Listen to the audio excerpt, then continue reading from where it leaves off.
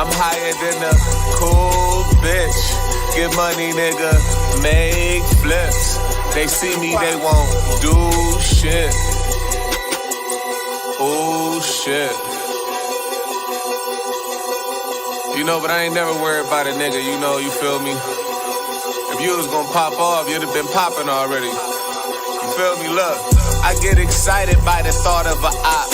Competition brings energy, love thy enemy. But I ain't never beefing with no dirty niggas. Nothing to lose, ass unworthy niggas. Shit, you need a rep if you come in at my neck. That body gotta count, baby, add it to the check. Don't let the devil take advantage of your idle time. Niggas dying for attention, caught him out of line. We ain't popping champagne, round beer sippers. Out of sight, don't even have me near niggas. They don't wanna cook, but niggas wanna eat. If they ain't got no chicken, they gon' wanna beef. Ooh, shit. I'm higher than a cool bitch. Get money, nigga, make flips. They see me, they won't do shit.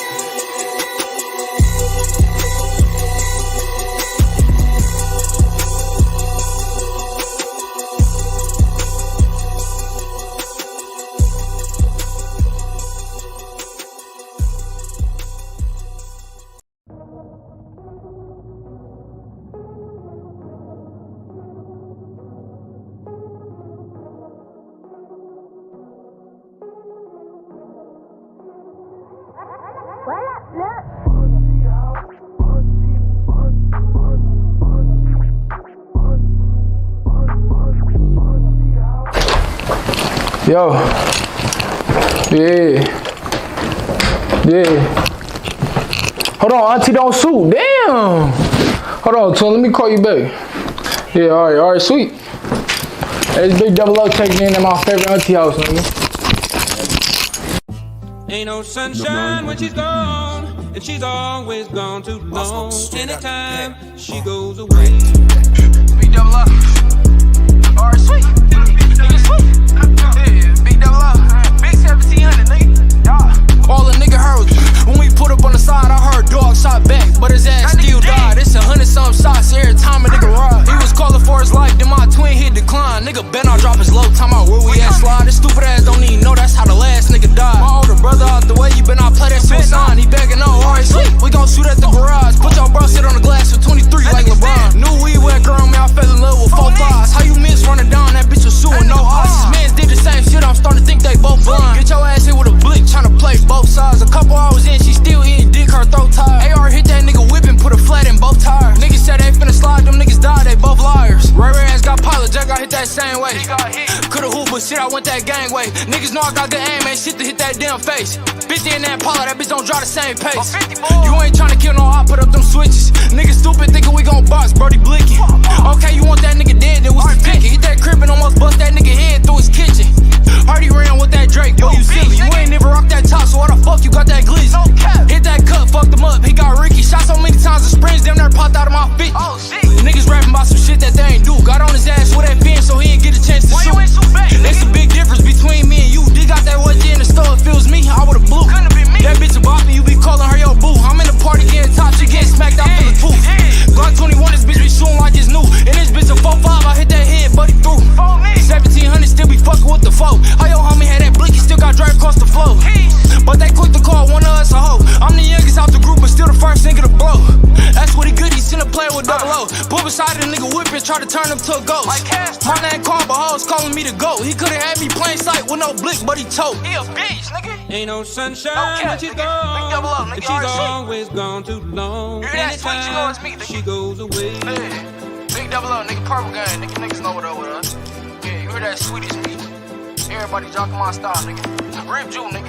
Hey, get back. Cooper Ray, I couldn't believe that damn footage. Could've killed a Bill ass on City Street, but he footed. Why you wrong, Say my name, that's like asking for a bullet. Slime boy, my brother cousin had a Glock and I took it. Give me that shit, nigga.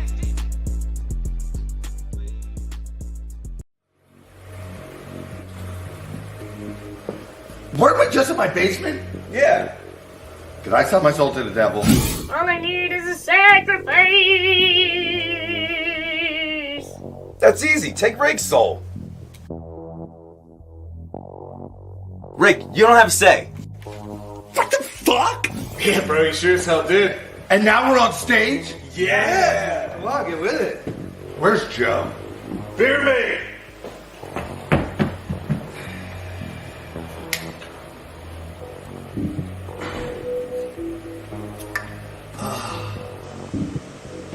Who the hell is that?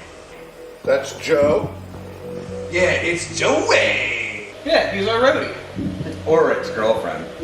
Oh well, but thanks about baby. Say the words. Purple sticky. Oh. Rock, you dillhole.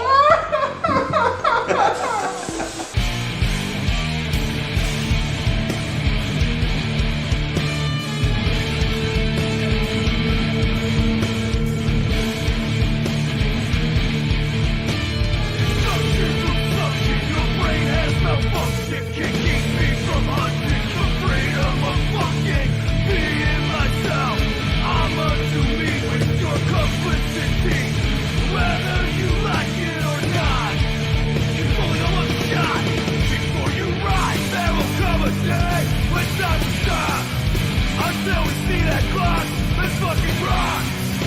There will come a day when time will stop. Until we see that clock, let's fucking rock.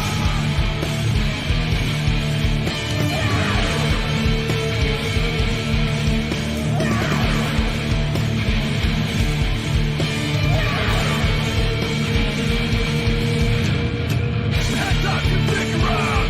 Fuck your opinion. This time I use it wisely. Music's what kills me. I got this feeling in my veins.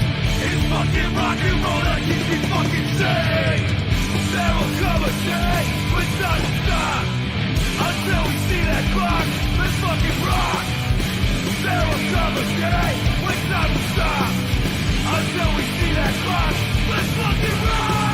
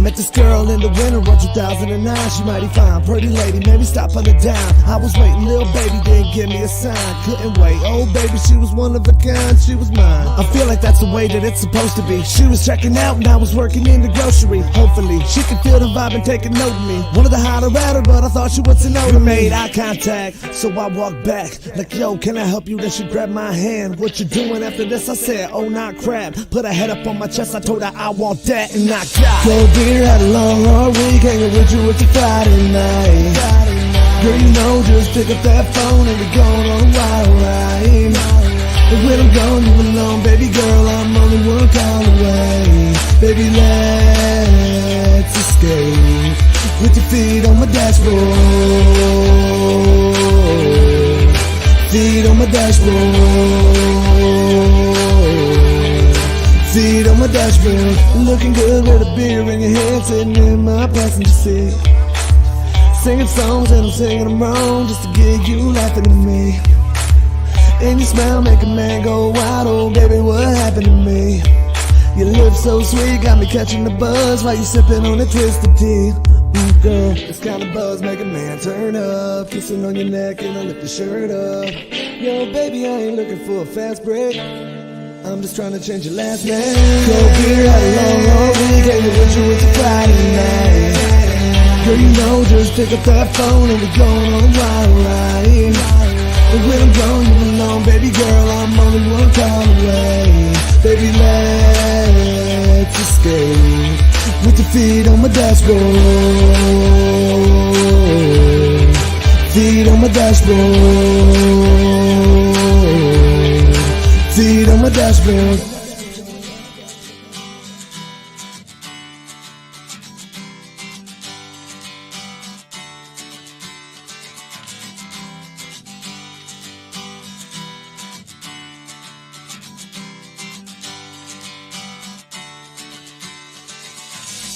Go get had a long hard week, hanging with you, it's a Friday night. Girl, you know, just pick up that phone and we're going on a wild ride. And when I'm gone, you alone, baby girl, I'm only one call away. Baby, let's escape with the feet on my dashboard. Feet on my dashboard. With the feet on my dashboard. Feet on my dashboard. With the feet on my dashboard. Feet on my dashboard. Feet on my dashboard.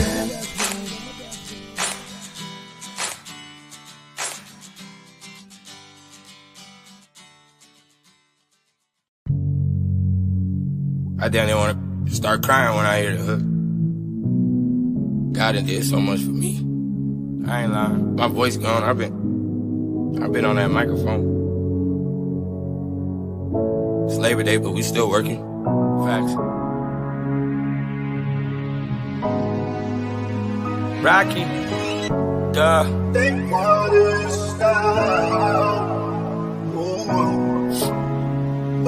We really don't want to quit this shit no more, man. Try not to. It got boring for a long fucking time, man. I watched y'all niggas. You did nothing. It wasn't impressive. Real bad. And I thought about who was gonna be the nigga to do it for us. The real bag. It's me. The real bag. Hold up. Married to the game, but I'm still the one they slept on. Ain't that adultery God? Am I your stepson? Wait, ain't that Jesus? Millionaire minded nigga, don't make me ride Regis. Shed so many tears, I need a record deal with Kleenex. Lost my mind, went straight to the booth. And ain't that Jesus? Cause niggas rather see me dining out like some cleavage. Look, said fuck music and start selling women bodies. You know, some real shit. Fenty, take it off. Who really care? I ain't Hov, but Rock gon' make that boy a billionaire. Niggas swear they passed me, that's just out of center space. Cause Godspeed is knowing that the tortoise win the race. They told me Rocky like Emily, I said never me. The bitch better kick me some bills, I'm going Bellamy. Been through hell and back, but on these tracks I sound heavily. I get them in line with 2 O's like the letter B. How you the best? We don't know one song. Y'all gon' make me muster up some beef like Grey Poupon. Y'all gon' make me son on you niggas like a group home. And free really cause I'm cold-hearted too old. Too cold. I remember niggas saying that I was too cold. But if it's a J in my name, nigga, I choose Hov. Cause God did. It's the heart of a lion. Barely 5'6". They told me I was broke, I made it chase money. Hated when I bought, so I went and made it Kobe Bryant. Nigga say I'm lying. Finally see the daylight like line chain. Nigga, these is blood diamonds. Porter died. Geeks died. Chain gang, free really cold, free stink bomb. So got a Dave, it's up to me now.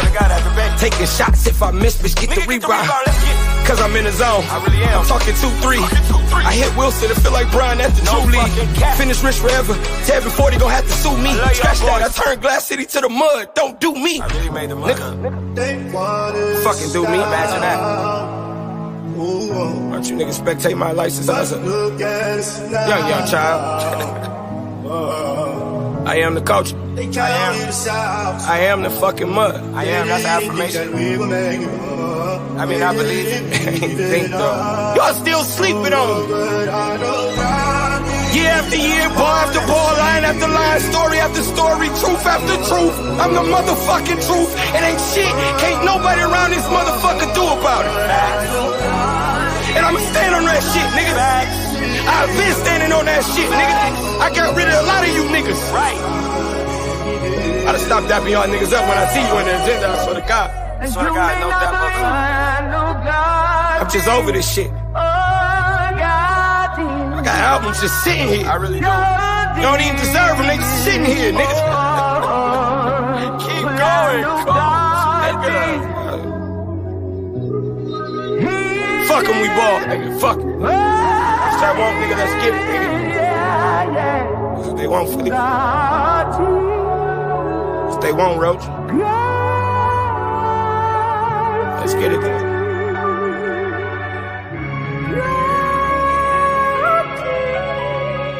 I'm ready to kill these niggas. Ready to kill these niggas. You're now in tune with the Cody Live Podcast with co-hosts Beatbox Jake and DJ The Hat.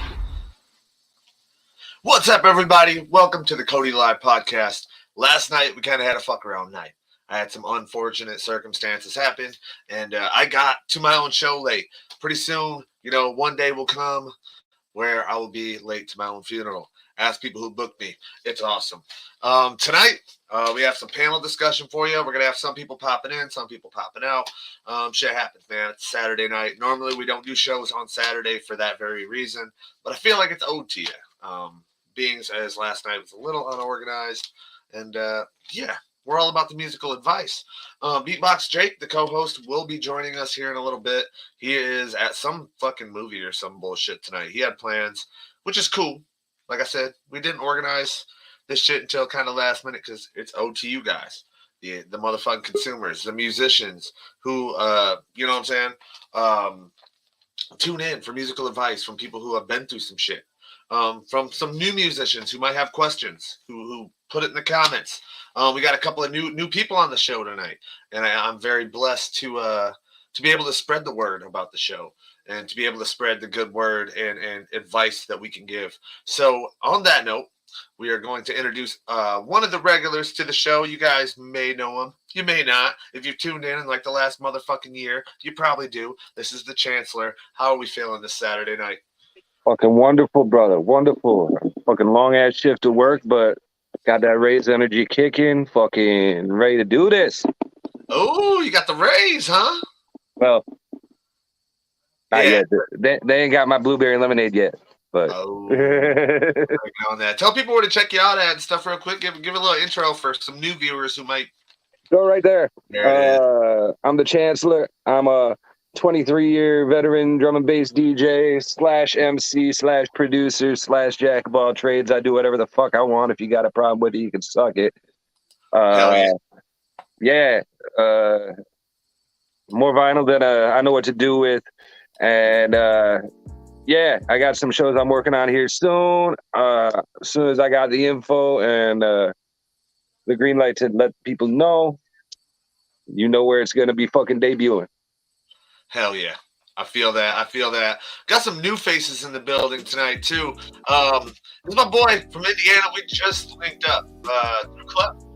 I do believe we linked up through Clep. Clep gave me the recommendation. Anything Clep recommends has to be fucking solid.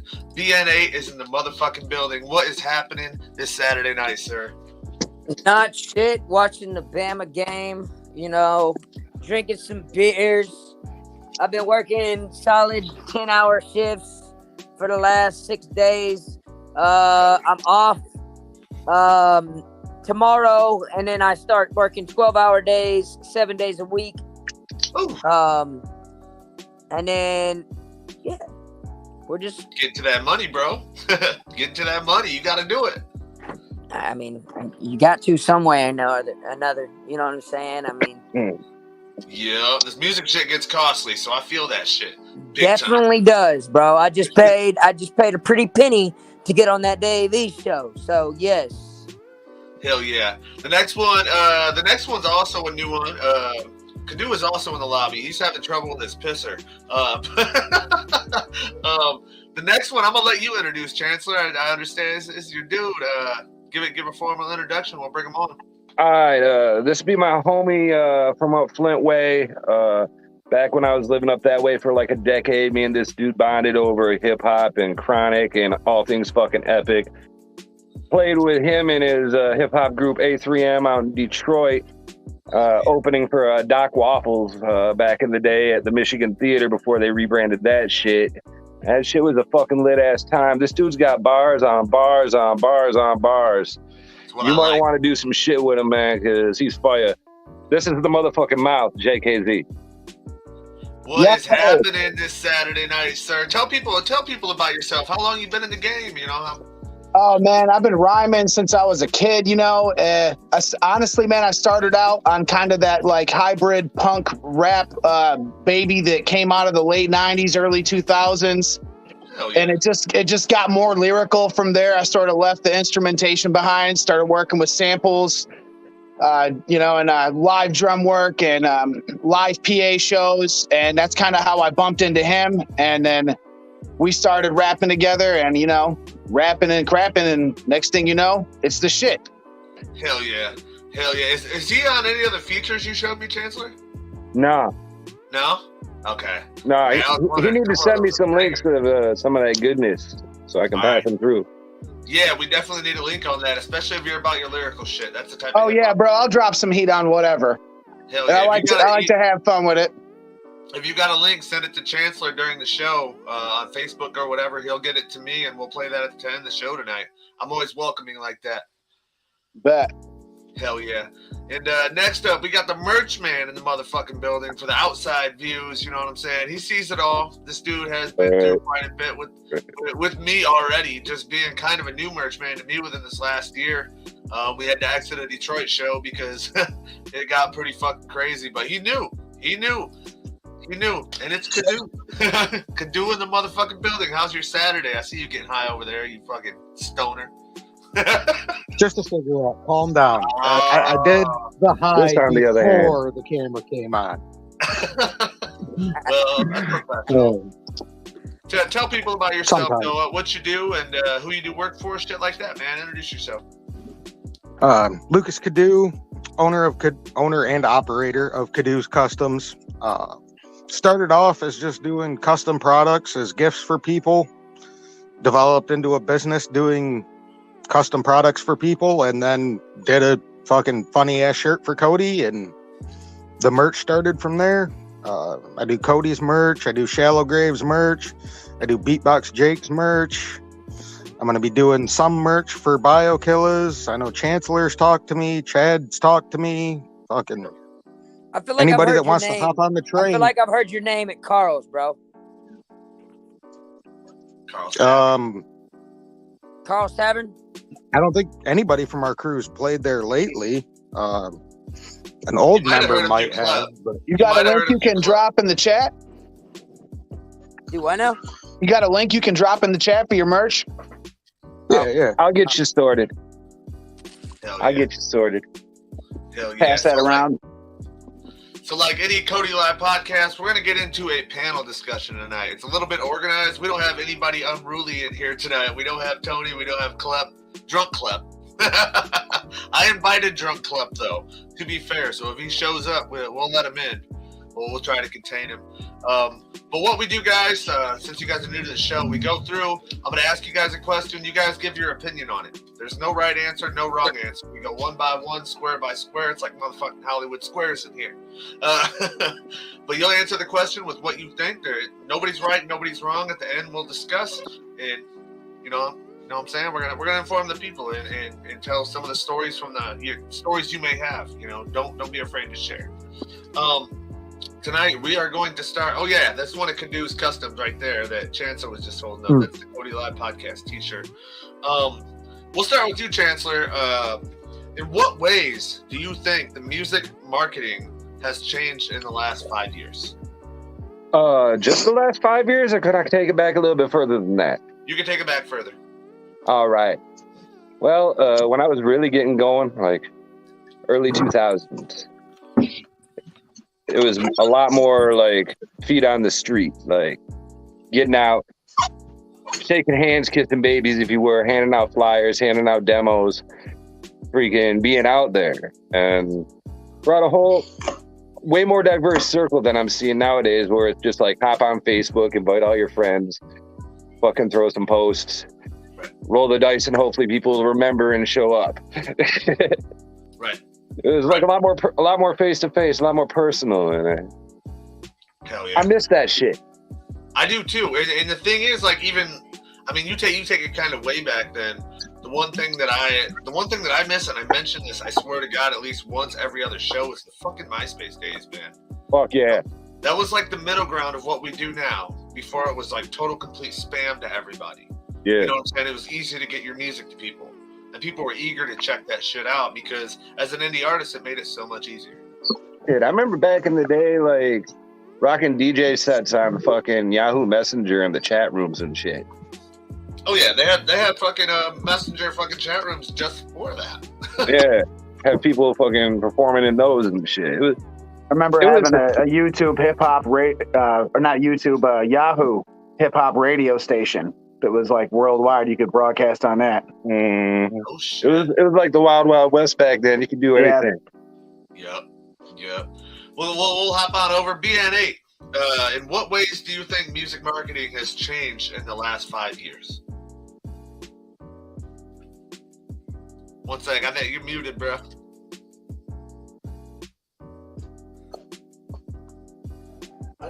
There you go. Can you hear me? You talking with me? Yeah. Oh, my bad. Sorry, I'm bouncing back and forth. I'm trying to look for a charger for my vape.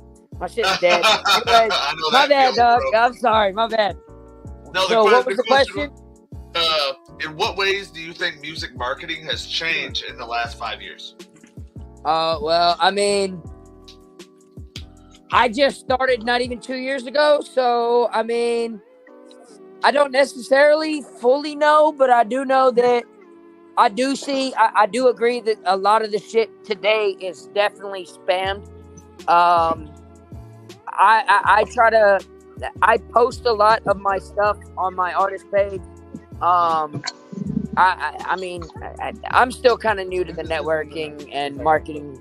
Yes, it is. Right. I feel that. And he did say that. He did give me the heads up. You know, I've only been doing it 2 years. I'm like, hey, bro, join the fucking cast. Not even 2 years, man. Actually, I dropped my first track June, July of last year in 2021. I mean, I've been writing since 2018. I didn't really take it serious till after my daughter was born. And then I've done a lot of dope shit. Since I've done 2 shows with Def Jam. I've opened for Twista. I've opened for Ritz. I've opened for Jaron Benton, Whitney Payton, the Dirtball. I've done a lot. I don't know if any of y'all are familiar with Pierre's or not. Yep.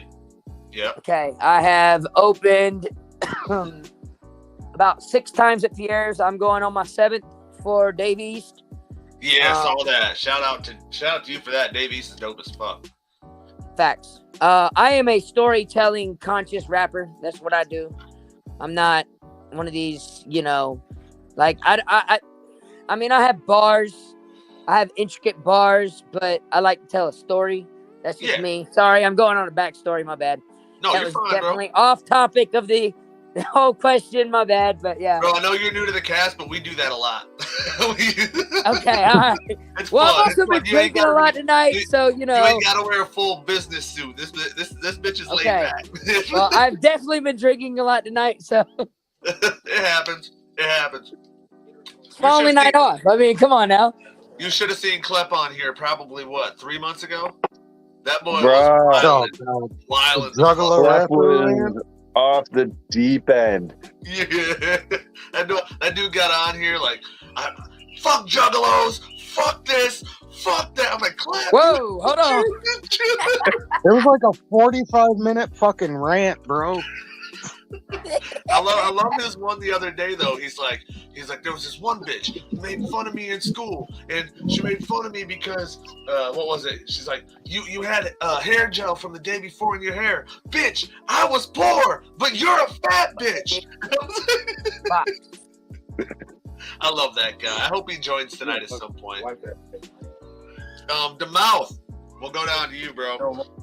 In what ways do you think music marketing has changed in the last 5 years, positive and negative? I guess what would I miss negative? It would be like, you used to kind of have to have some cred. Like you had to be able to like have something sampled ready to go, like spit a bar maybe. You had to have actual people backing you up, not 10,000 thumbs up. Yeah. You know, or X amount of manufactured listens and stuff like that. I feel like it used to be a lot more about exploration, like having to participate in the culture. It was way more organic. Yeah. Yeah, that's kind of where Chance went with it. Positive, I guess the ability to reach more people quicker. So I mean, there are trade-offs, but it loses some of its panache as an art form when it's hyper digitized, in my opinion, like that. Like you're not actually going to a show and participating in the culture, and you're getting gigs based on likes. Right, and the thing that's kind of resulted from that though nowadays. I mean, we always kind of made fun of like growing up Vanilla Ice for being a 1 or 2 hit wonder. You're seeing a lot more of that shit nowadays because of that. Yeah, I 100% agree with that. Like, look, man. What do they call them? Collaborative effort rappers? People got that musical ADD. So my artist name is BN8, right? Okay. Yeah. So my slogan is be natural, be yourself, because too many people out here trying to be something they're not nowadays.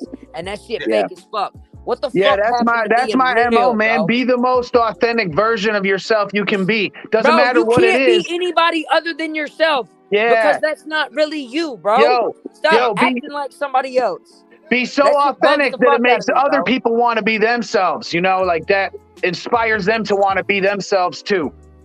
Right. You motherfucker. The one thing I've been in, like, I didn't introduce myself to you guys like that, but I've been doing this for 16 years, over half my life. I took probably, I would say 8 years of that, listening to people. Hey, you need to do this because the mainstream's doing it. This is the trend now. Fuck that. You know how sad you get in time? Even though you're progressing, you're falling out of your own body doing that shit. And imagine making it on that top level and you're not happy with what the hell you're making. But people are like, fuck that. You're going to be miserable. Yeah. Look, I'm my worst critic, okay? Yeah. And I think my shit's, look, I'm not going to sit here and say that my shit's completely whack, but I got a long ways to go. But everybody, a lot of people that hear my music is like, bro, you're dope as fuck. And you got a hell of a stage presence. Right. But I'm like, okay, yeah, but I could improve here. I could improve here. I could improve here. You know what I'm saying? I don't know. Yeah, every artist is their own worst critic in that regard, especially in something that's so sophisticated as like hip hop and lyricism, because there's so much more to it than like word selection. It's the whole approach, man. It's the attitude or the angle you approach it with. You know what I mean? The way you hold yourself. Yep. Well, and then like, okay, so a couple people asked me for a feature not too long ago, but they was like, hey, bro, you know, look, you're a storyteller, but can you step up your lyricism, right? On this feature, right? And I'm like, what the fuck are you talking about, bro? Yeah, what'd you just say to me? Hold on now, because if you really want to get technical, to be a lyricist, you don't have to have over-the-top bars all the time, because telling a story and making it rhyme and making it make sense is still lyricism, because that's hard to do. It's multifaceted. There's levels to this shit, man, and not every level layers up the same way. You could add 3 or 4 elements of this, and next time 3 or 4 elements of that. Don't think that in some of my songs I don't, you know, like in one of my, it's not recorded yet, but I say, words I wrote foreign like sign language. Got this claw moving like time taken. Right. Oh, damn. Okay. I see how's that not wordplay or lyricism? Facts. Right. Like, I'm not going to use it all the time because I like to tell a story. But doesn't mean I don't have, you know what I'm saying? No, I mean, the shit's like kung fu, man. Everybody's got their style. And when you start trying to call out other people's styles, you're really just making yourself look weak, man. Like if you're asking for a feature, when I ask a dude for a feature, man, I don't give a shit. Get on there and do what you do, man. Half the motherfuckers out here nowadays that claim they have bars that are over the top and they try too hard, bro, they make themselves sound whack. No, you just gotta let it happen. Not all of them, but most of them, yes. gotta be organic, man. It's very apparent when somebody is trying too hard. Facts. I can see right through that shit nowadays. When they're trying too hard, I can see right through it. Trying to make it fit. Yep. Ain't got don't have their syllables right, shit like that. Yep. There was a dude last night at my show, bro, that I've never look. I showed up to this show, and I showed up because my engineer asked me to show up. Right. I didn't know any of these artists on this show. Okay. Right. The dude that opened the show pulled up in a limousine at Carl's Tavern, bro. Talking about how he's the greatest rapper and blah, blah, blah, blah, blah. But he's humbled and this, that, and the other. Bro, and that reminds... How you gonna pull up? Bro, why in the... What? Why are you pulling up in a limo, bro? We showed up to Diesel in a fucking That's some Buick whack-ass Encore, shit. man. Like, I'm just gonna say it. Bro, you better be like little baby type status to be pulling up in a damn limo. I'm just saying. Not even little baby, but like status wise. When you pay more for the limo for the ride to the show than you're making from the show. There's a bro. And his whole family was with him, bro. That was his whole fan base. I'm like, all right, I ain't gonna say sometimes that ain't fun as hell, but it's not necessary. When appropriate. No, I mean, shit. Hey, look, one day I want to do that. I wish we would have done that for that fucking waffle show, bro. I guess if you pull up all sarcastic like, you can pull it off. Hey, Chancellor, next 55 show, I'm renting a limo and pulling into the gates at motherfucking 55 below in that motherfucker. Hey. Now, what we need to do is get a fucking inflatable hot tub, get it outside like 2 days ahead of time so it's nice and warm. When y'all pull up to Carl's, bro, we just, me, you, Bio Killers, we just need to go in on a limousine and just pull up in style, bro.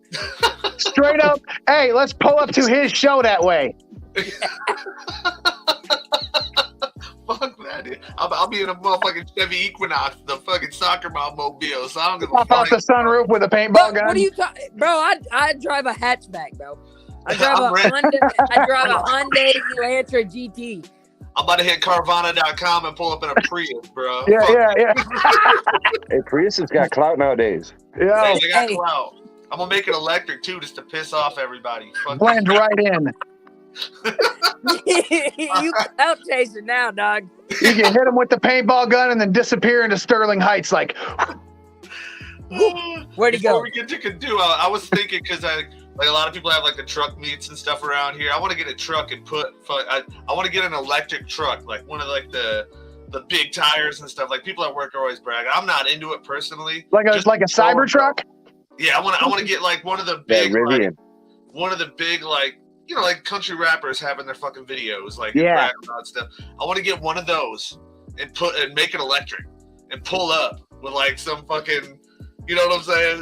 And instead of it going boom, it goes. Yeah, have to make a ridiculous noise when you hit the accelerator. That Jetson shit. Like a goat scream. That Jetson shit. No, you know what you need to make it do? You need to make it do the Dukes of Hazzard horn. Hell no, there you dude. go. When I hit that horn, it's gonna play motherfucking TLC, no scrubs. Cado. Cado. In what ways do you think music marketing has changed in the last 5 years? You've kind of paid attention to it. Fucking attention span. Mm-hmm. There is no attention span left in society. No. There's not any common That's sense. one of my biggest problems right now with my writing is I go deep with this shit. Like you have to listen to it 4 or 5 times to catch some of the bars. Right. Because they might mean something completely different to me, but still be a bar. Yet if Cody listened to it, he would hear the meaning in the bar. Yeah. To me. Yep. And the length of my songs, again, like with BN8,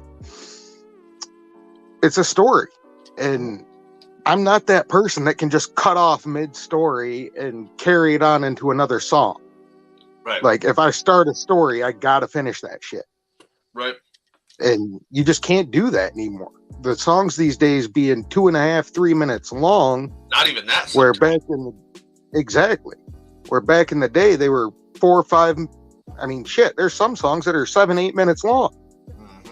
And now, if you have a fucking 4-minute song, you can't market that shit because people are going to turn it off halfway through every fucking time, or skip it or whatever. Too, though, like I'm getting knocked because my songs are too long. Apparently, from the little small label that I'm with, they've got a marketing strategy of like a minute and a half because for a song because. And I'm just like, bro, how in the fuck you even making a song that quick? Like, what? But the way they're looking at it is that legally a song? Dead, bro. We're not all Tech 9, man. We can't talk an interlude where I'm from. Exactly. Yeah, we can't put an album in 1:30. No, but what they're saying is like you're saying with the attention span, bro. Because most people don't even listen to the full song, bro. If you really want to be honest, fucking Vine and TikTok, even though they click on the song, doesn't mean they're listening to your whole song, bro. Man, I'm about ready to just drop an album and like enclose a prescription to Ritalin and that shit. I'm about to drop an album on I'm one of on those BN8, man. I'm on that take 3.5 minutes fuck a hook shit, man. Yeah, amen. I like that shit. I mean, look, bro. So, like I said, I just started last year. I'm in my second year now. I just dropped my first fully barred song, no hook. It's called My Journey.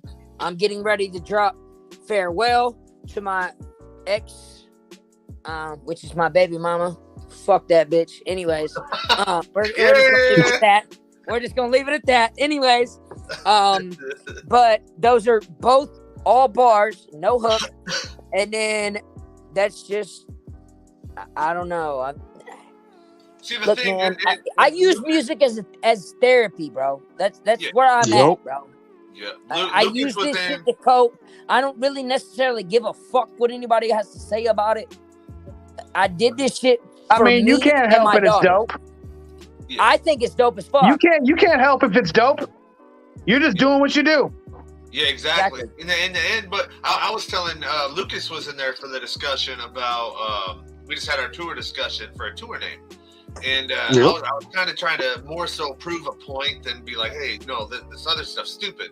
I was kind of trying to prove a point. I think when it comes down to it, because the J. Coles of the world are still relevant.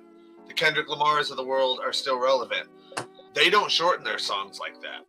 Nope. But their marketing, on the other hand, I mean, look at Kendrick Lamar's album. The album that he's really, really known for has a fucking minivan on the cover.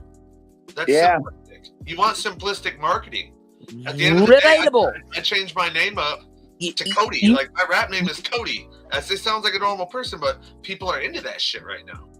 Bro, yeah, but I think that's behind a little push back towards lyricism and stuff. People want their music back, you know. Look, that's why I talk about my life too. Not even just the fact that it's relatable to it's therapy for me, but like it's probably relatable to some people. Yes, somebody out there is going to relate to. I mean, take it for granted. Like the marketing idea, though. Okay, so like in hip hop, I hate it now, and I get some people telling you, I see statuses online, some marketers, and hey, I'm getting big and this and that, but you have to follow this way. Juice WRLD did it this way. You notice that the people with legacies that they leave behind, they started a trend. They went against the grain. They started their own trend. That's why you hear of the Eminems, fucking 25 years later. That's why you hear of the, you know what I'm saying? That's how you start a legacy. You don't want to go with the trend, otherwise you're just following something that's going to fall. Yeah, I mean, it's better to be the trendsetter than the trend than to ride the wave. It's like he said, you. It's like BNA said, you do you. He don't give a fuck. And if people feel that shit, that's the beautiful thing about lyricism. Yeah, because there's a certain amount of ambiguity, and even if it's not exactly the story you're telling, it might apply to their life in a different way. And if they relate to it, that's the important thing, man. And I mean, that's really what I do it for. You know what I mean? Right, and then but doing it your own way and getting those people to relate. I was kind of making a point in that whole discussion. It's kind of a private thing on the side, but I was making a point in that whole discussion. You do want to catch that 18 to 24 crowd. Those are going to be your diehards. Those are people looking to have fun, lifelong fans, right?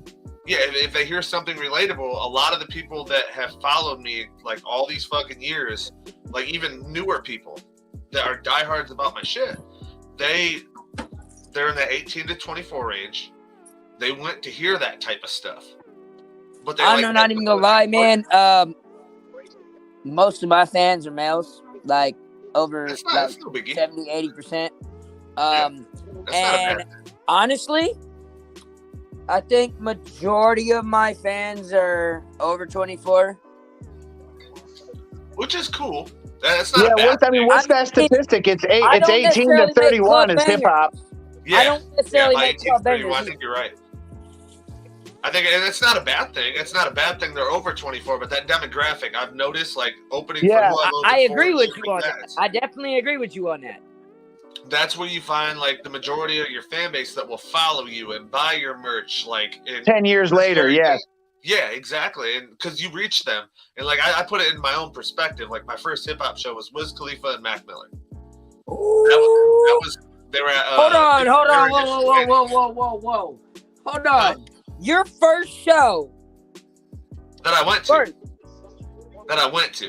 Oh, okay. I was gonna say, whoa. I opened for both of them before. Whoa, hold on. I've opened for both those guys later down the line, but my first hip hop show that I actually went to, I was in the crowd for, was Wiz Khalifa and Mac Miller. And I still remember that. I was a Mac Miller fan. I was not a Wiz Khalifa fan whatsoever. I knew of him. Mac Miller was, in my personal opinion, I think he was one of the most talented hip hop musicians. Yes. Of all time. Yeah, I was just showing this shit last night. I don't think I got it in there. One sec. I got something that I'll show you real quick before we get to the next question. Something kind of interesting. I was showing off my vinyl collection last night as we were fucking around. And I wouldn't put him like greatest of all time. I hate that whole like death thing. Well, you know what? I my bad. Okay, all right. I overspoke, but I really feel like he was a very talented musician. I got that shit on cassette, and I got the vinyl. Okay. I see you being I'm saying. I was a Mac Miller fan. I will not rate him like greatest of all time or nothing like that. But as far as the musician and shit, he had a lot of passion for it, and I love that shit. But yeah, those were. I was not going back to the story. I was not a Wiz Khalifa fan going into the concert, but I firmly remember as an 18-year-old kid still, Wiz Khalifa reaching out, and I touched Wiz Khalifa's hand, and that was like a big deal to me at that time. And he wasn't big as Wiz Khalifa. That was like right when it was the album that Black and Yellow was on. Okay. Before Black and Yellow blew up. And then it was just like, dude, that hit me for the rest of my life. You know what I'm saying? That's a memory I made when I was 18, looking to have fun. Now I go to shows, I'm more critical about stuff because I got more serious. But it's just, you put yourself in the fan perspective. As an 18-year-old, you're going to be touched more than, me at 30 going to a show. And, it's just another show to me. Yeah. So putting yourself in that perspective, I think, is a really, really big thing. I'll tell you a once in a lifetime experience for me, man. So when I opened for Jared Benton, shut the fuck up, Henry. I'm fucking over here talking shit. Shut the fuck up. Anyways, no, but so I opened for Jared Benton, and y'all know Fabulous. Granddaddy Cash and Funky, Fabulous 5, right? Yeah, I've heard of Fabulous 5 before. Okay, so Prince Whipper the Whip. Anybody know who that is? Mm-mm. Yeah. Okay, so he is the first Latino hip hop artist in America. Straight up, like he introduced himself at Carl's to me. And, I was like, oh, whatever, No, he was like, no. Fuck that. I see your face. Google me. And I was like, all right. Okay. I Googled this man. looks exactly like him.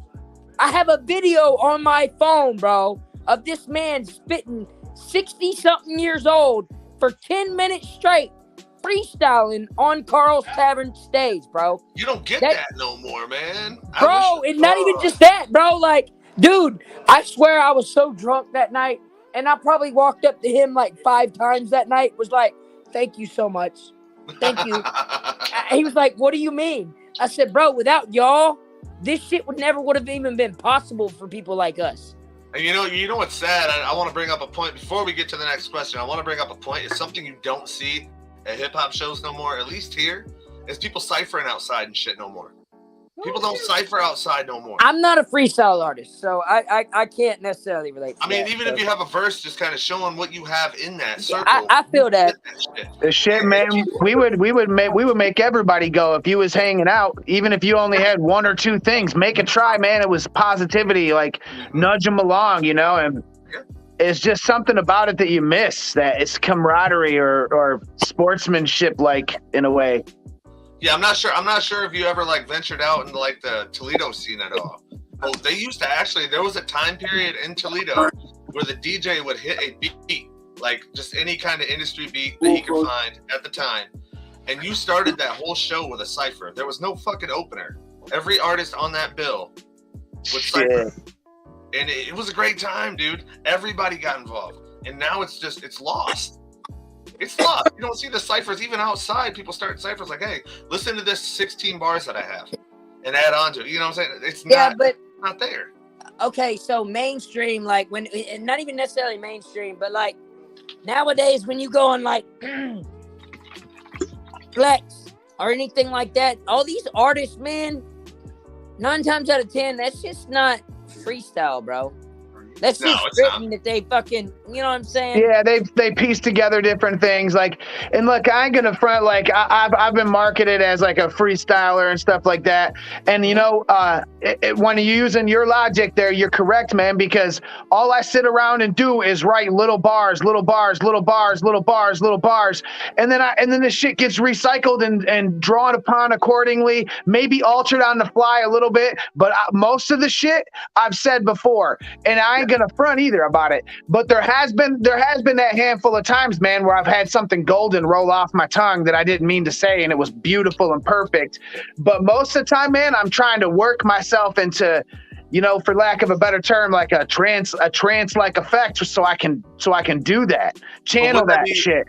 Technically, though, wouldn't that be kind of practicing writing that shit though? That'd be technically practicing. Yes, but at the same time, nowadays, from what an artist told me, one of my good buddies, he was like, "Look, man, freestyle now necessarily isn't just. I mean, it's still off the dome, but it could be something that they've written in the past. You know what I'm saying? And it comes to them on that beat, and they just make it work. Yeah." It's still a freestyle because, I mean, it does come off the dome, but... Yeah, but when you writing all the time, man, it's like, and you hear a beat, you can't be listening to the beat and be like, and spit something 100% all original. It's going to start digging up shit, man. It's going to set memories off. You're going to be like, oh, that reminds me of this old bullshit. And it goes like this, and then next thing you know, everybody's joining in and spitting a little bit here and there. I ain't got to that point yet. I do write a lot. Like, there's most of the shit that I write is never gonna see the light of day. True that. You know what I'm saying? Bro, I mean, for real. Like, most of the shit, to me, most of the shit's whack as fuck. Not gonna lie. You have to do it though. It's like staying in shape. Practice makes perfect. Even nowadays, these battle rap leagues, I'm into battle rap quite a bit. I don't battle rap myself. I've never battle rapped. I've contemplated it. That's all written. Yep.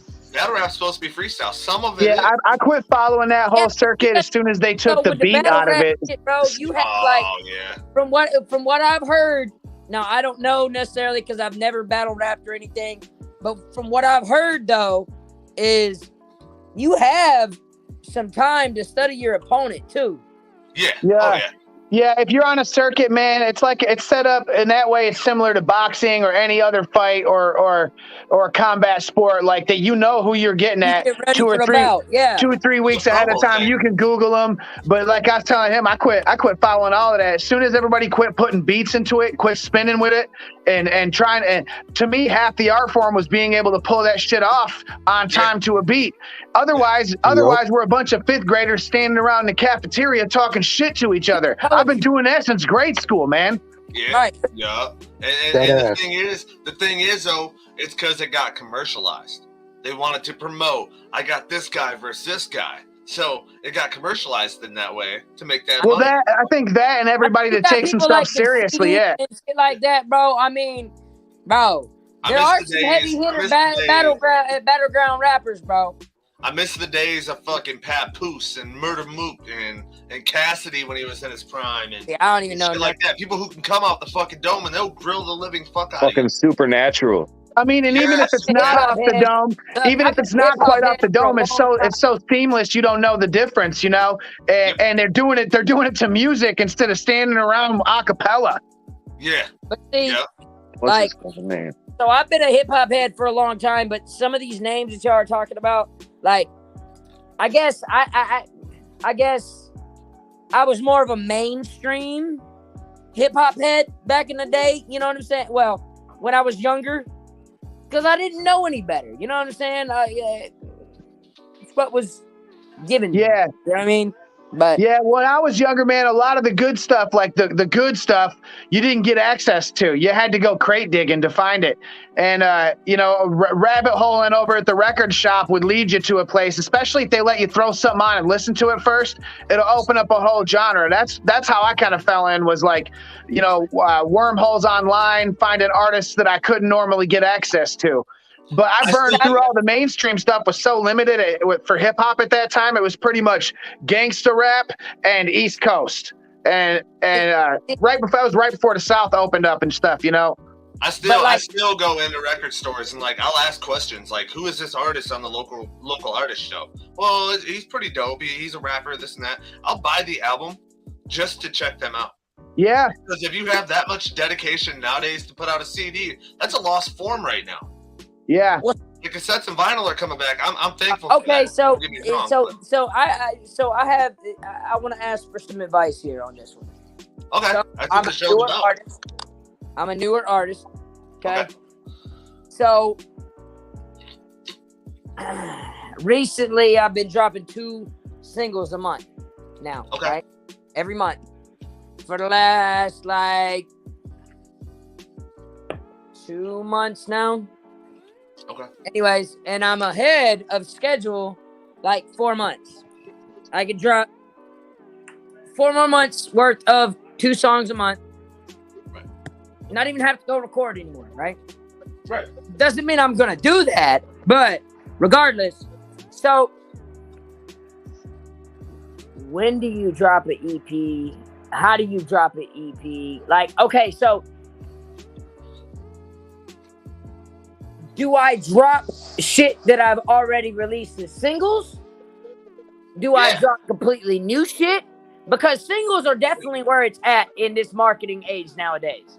For me, I say, I would go, if it was a bunch of hot shit, I would release it as something that's already kind of known in a mixtape form. But when I was going for something more conceptual, that was always my new stuff that got released as one. If it was real conceptual, built around a whole idea or a concept for the entire EP, then I would release it that way all at once. But other than that, man, that single shit's awesome. You get to have everybody go nuts over it twice. Yeah. So I would mix in my advice. Look. Throw in some new stuff on top of it. Yeah. I definitely agree that I definitely need. Look, I need to build up my catalog. You know what I'm saying? That's just facts. I still got to work on my catalog. Mm-hmm. I'm still a new artist. You know what I'm saying? I need to give people more music to listen to me on. You know what I'm saying? And this, that, and the other. And I never gave myself no breathing room either. At the same time, so what if I drop them as singles and then slap a bunch of singles that I've dropped on an EP and call it an EP? I wouldn't. Personally, I would not. Personally, I would for that. You want something new, especially if you want to go physical with it. I don't know if you're just talking about digital distribution. No, I'm talking about too. So how you, in my opinion, how you do that is like all these single releases you have, right? Everybody thinks that they're single releases at this point, but if you tack on like 9 or 10 new tracks to the end of it and add a whole thing to it, a whole way you present the EP, bro, then it's just hype for the EP and people lose their mind a whole second time. They're like, this son of a bitch. You know what? So it was just the my tip. fiance left me It was in just the June, tip. right? My fiance left me in June. And I wrote a lot of bullshit about life and dealing with a baby mama and just a bunch of shit in the last like 5 songs that I've done, right? And my label manager was like, bro, slap this all on an EP. Yo, that's what EPs are for, man. The whole concept. You do it at once. If you're going to do new stuff, if not, you need to attach new stuff to the stuff you already released. Though. But it's stuff you've already released? A couple songs are already released. That ain't nothing. That's just hype for the EP, right, boys? Yeah. Yeah. Yeah. I mean, if he's already got that many in his back pocket, I would That's just what throw I'm saying. those on the CD. And don't stop recording, dude. Keep recording so that, yeah, he's got it. It's a video game. Hit look, YouTube with some videos. And literally, like, I'll give you advice on videos right now. I have a video so my first single that is out called In My Way, actually is over almost 12, just on Spotify alone has 11,000 streams. Yeah. Without a video. Okay? Yeah. That's throw a visual out. That's the perfect time. That's the one I've done a video to. I just got to pay the videographer and this, that, and the other, yada, yada, yada. Now, get this, man. So the song that I wrote to my fiance to propose to her for is actually my #1 most streamed song. Fuck that. Bro, that's like a slap in the face, dog. No, it's because that shit's ambiguous, man. Anybody can relate to situations like that. Oh, the best marketing I strategy wanted is, to take that bitch down. Bro, that's a piece of art that has its value in that moment. you know what the best marketing strategy is? Keeping the sponsors happy. That shit basic, though. Like, I mean, fax machine. Fax machine. Fax machine. I don't necessarily know if I'll ever perform that song again. I'm not even gonna lie. I don't think I'd ever perform it again, but I might leave it on Spotify to get my streams up. Like, a few people are like, bro, you gotta fucking perform My Queen. And I'm like, I feel it. That song, bro. You wrote it in a different headspace, man. It's adapting and overcoming the fucking setbacks. Hey, like if you can't get in the right headspace to perform it, it's not worth performing. It's gonna make it look bad. Right. I don't mean to cut y'all off on discussion. We're gonna get back to discussion here in a second. Y'all are making me skip questions because I'm liking these discussions a lot. I mean, look, bro, you get a group of artists and people together, bro. There's gonna be discussions regardless. We do have to pay our bills real quick, and we'll be right back, y'all.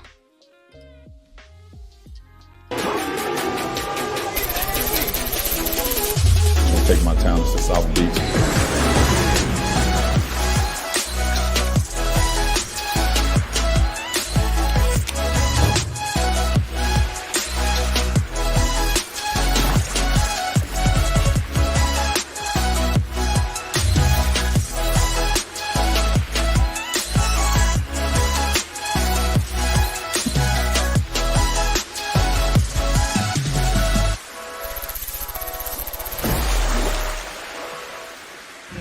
So Miami.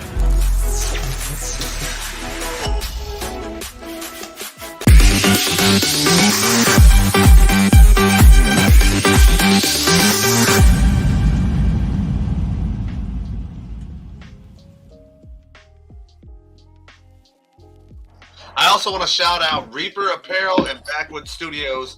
You can see that in the bottom credits. I believe Frankie is getting me a commercial for Backwood Studios. I don't know where the fuck he's at. I like playing GTA. Probably demolishing some fucking wings again. Yeah. What'd you call him? Hoovering some poultry. Hoovering some poultry. He was killing some wings on the show last night. That boy is funny as hell. I love that dude so much. But we're gonna get back into the questions. Shout out to all of our viewers tonight. We've had probably 17 in and out. It's a Saturday night. You guys are used to Fridays, so I appreciate your viewership. And shit happens. Fuck you if you're not tuning in though. So we'll start with Chancellor on this next question. And it kind of goes along with what we were speaking about. On the contrary, though, where do you see music marketing going in the next 5 years? The next 5 years? That's a tricky question. It just depends how things flow. Where would I like to see it go? Or where would you like to, and where do you realistically see it go? Where I'd like to see it go is fucking step back to how it was, where it's less online and more in person. I feel that.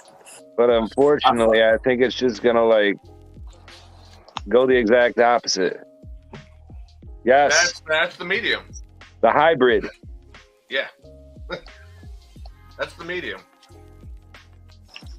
I feel it, and realistically, where do you actually see it going though? Do you see it going old school again? Do you see it, taking a step, not necessarily back? I think it would be a step forward personally, but yeah. Hopefully it like I said, hopefully it goes that way, but unfortunately I see it going, just more and more down the digital wormhole. Yeah, and the thing is, with things like TikTok, I think TikTok's gonna progress. It's making facts. It's giving people careers. It's giving people careers at this point in all aspects. Which do I like it? No, not necessarily. It's a good thing in some cases, but in a lot of cases, it's really not. Some of the TikTok shit getting famous, the girl here we go. That's so stupid. Why are people? No, but the girl that did the challenge for Rush, man. I forget her fucking name. She spaz, bro. I'm not even gonna lie, dude. There are some on these duets, some of these artists are spazzing, bro. Yeah, I'll agree with that. There was one on who was that? I can't think of the guy's name right now. I'm not even going to mention that. I can't think of the dude's name. There was a chick who actually killed a hook for a mainstream artist who was Bryson Tiller. There was a chick who spazzed the fuck out and actually got big off that. And she's really fucking talented. But there's other cases personally we've ran into as a crew, G-Mac Cash, who was just total complete fucking trash. I'm sorry. Dude, everybody wants to be a rapper now, though, bro. What about when we were growing up? When we were getting made fun of for the shit. Bring that shit back. Make it so you gotta fucking work at it and earn something. Yes. Even not with the TikTok. Not just one mistake, fun fucking TikTok video blowing you up. Even even videos back in the day were hard to get famous off of. When you were paying, $100 to $200. Inflation now, it's $5. But you had to put in that effort and you had to grind to fucking get it. Now you can just go from your phone that you pay, I pay $35 a month. I know people paying a lot more than that. Just off your phone. I'm gonna throw it on TikTok and all of a sudden I'm a fucking overnight fucking celebrity. And the worst part about the TikTok part of it is they can edit the shit together. Yeah. How many fucking takes did it take for them to kill that fucking hook? Mm-hmm. If it's 7 or 8 videos pieced together, they're never going to do that shit on stage. Yeah. You know, I think there's a whole contingent of people just like us that are sick of this, and that's gonna push it forward back into live performances. People are gonna get sick of that and open up venues and start holding live shows again, putting on shows themselves. Here's the problem with that though. NBA YoungBoy. Can I ask y'all a question? And that shit's not TikTok proof. If you bring your little TikTok get up to the stage and try to battle somebody or do your show there, you can't do 50 takes every time you fuck up and restart the show. Here's my thing though. NBA YoungBoy is popular right now in today's scene. He's done like one show ever. He's done one show ever, so you don't even know. Like, studio performance is probably 10 times better than his fucking live show. He's done one performance ever. What the fuck? Really? Compared to other people putting on like great fucking shows, you know? The dude's never toured. So let me ask y'all something. How do y'all feel about backtracks? I'm not a fan. I just got away from that myself. It's do what you do though. I wanted to be natural. I did look. So Carl's, you'll meet Davis, Cody, when you come. Oh, I've seen Davis's post. I know Davis. Bro, Davis does not fuck with that shit, okay? So first performance ever of me, bro. Like, I came to the man and I was like, look, man, I'm kind of nervous, you know, this, that, and the other.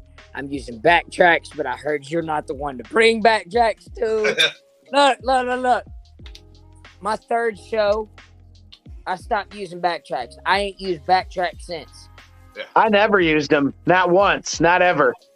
I have this belief if I can't know my own shit enough on stage to pull it off, or if it's too difficult, the breath wise or whatever, to pull off live, then I shouldn't be trying to do that shit because it ain't real. The thing is, I do believe in backtracks and hooks. I don't believe in full backtracks.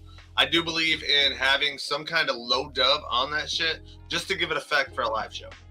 That is I feel like I used the end of my words. The end. I mean, that's what a hype man's for. Where I come from. That's it.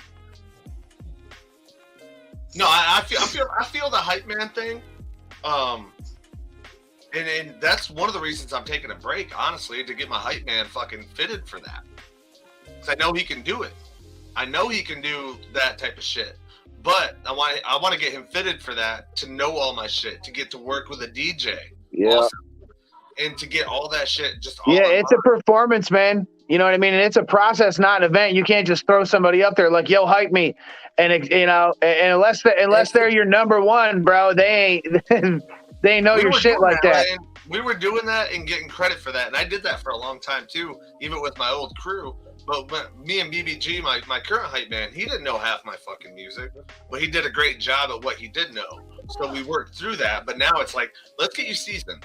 Let's practice this shit. Let's literally get in the atmosphere of having speakers beside us, having a DJ, mixing the shit, knowing what he's doing. My bad, guys. I like brought on a whole other question. Oh no. Bro, if that's what we do. You have not seen. If you've seen any other episodes, this is what we do. This is what we do. It's all right. Look, man. Look. This ain't gonna be my first and only time on here. It's all right. You're always invited back, bro. And same for you, to Mouth. I don't know. Do I just call you to Mouth? That's weird. Give me a nickname. Oh, man of many monikers. Yeah, man of many monikers for sure. Call me Jay. Jay? Okay. We got another Jake. God damn it. He's not here yet. He'll be here. But so who's this Ed Dog? Ed Dog, introduce yourself. I have not. We've been deep in discussion tonight. Tonight's been good, Eddie, man. Yeah. I would have been here at the start of the show, but I got a last minute message from a best friend who needed some wingmen to kind of come and lift him up. Life's kind of got him down right now, so we went and picked him up. Had a good time. But I'm here. I told you I'd be here, so I'm here. Not to interrupt, but did you give him a blowjob, gay boy? I know you that well. Like, I know, he's like, wingman. I'm like, this is about to get interesting. He's like, we picked him up and hung out. I'm like, whoa, hold on. Cody, it's all you right. know, It's all right you to already admit, as know. long as you were in the You back. I already mean, look, know. bro. Look, we're not gonna judge you here. I'm just saying. Cody already knows that his butthole is the only one that I like to blow out. Oh, so Cody like that. Okay. I heard it's because he said it looks like Jesus Christ. It looks Oh like yeah. Damn. That's what they. What is that like God? Oh, yeah. Oh yeah. Can I get a? Oh yeah. No, introduce yourself. Ed's actually got a podcast. He's a sports podcaster. He's been a long time follower of mine, and he knows a thing or two. He's been to some shows with me and shit. And Yeah, for sure. I've been there for the skate rink days and the VFW days. Yeah, like I'll throw that out there, man. There's a nerdy ass picture of me wearing one of those fucking tie-dye style shirts you used to have.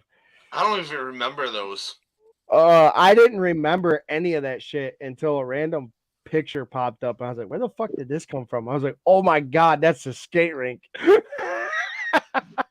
I'm surprised Cody can remember anything from back then. So airbrush. I ain't been to the skating rink The in airbrush. years, bro. Yeah. When you had what's his name from Madison doing your shirts, but yeah. Joe. Joe. Yeah, he still does artwork, man. Mm-hmm. I follow Joe. But yeah, I go by Ed Dog. I got Coaching from the Couch podcast. I do 5 shows a week. I do Pucking Around on Monday. I got Motorsports Mania Wednesday, Courtside Vision on Thursday, Gridiron Breakdown on Fridays, and Boomsticks on Monday. I cover hockey. I do some motorsports. I do basketball, football, and baseball. I even tried to make his ass a golf logo. So yeah, man. I'm talking about fucking hockey, and this motherfucker come back with crossed golf clubs. I was like, what the fuck is that, dude? hey, I was hired and shit that night, and you were confusing as fuck.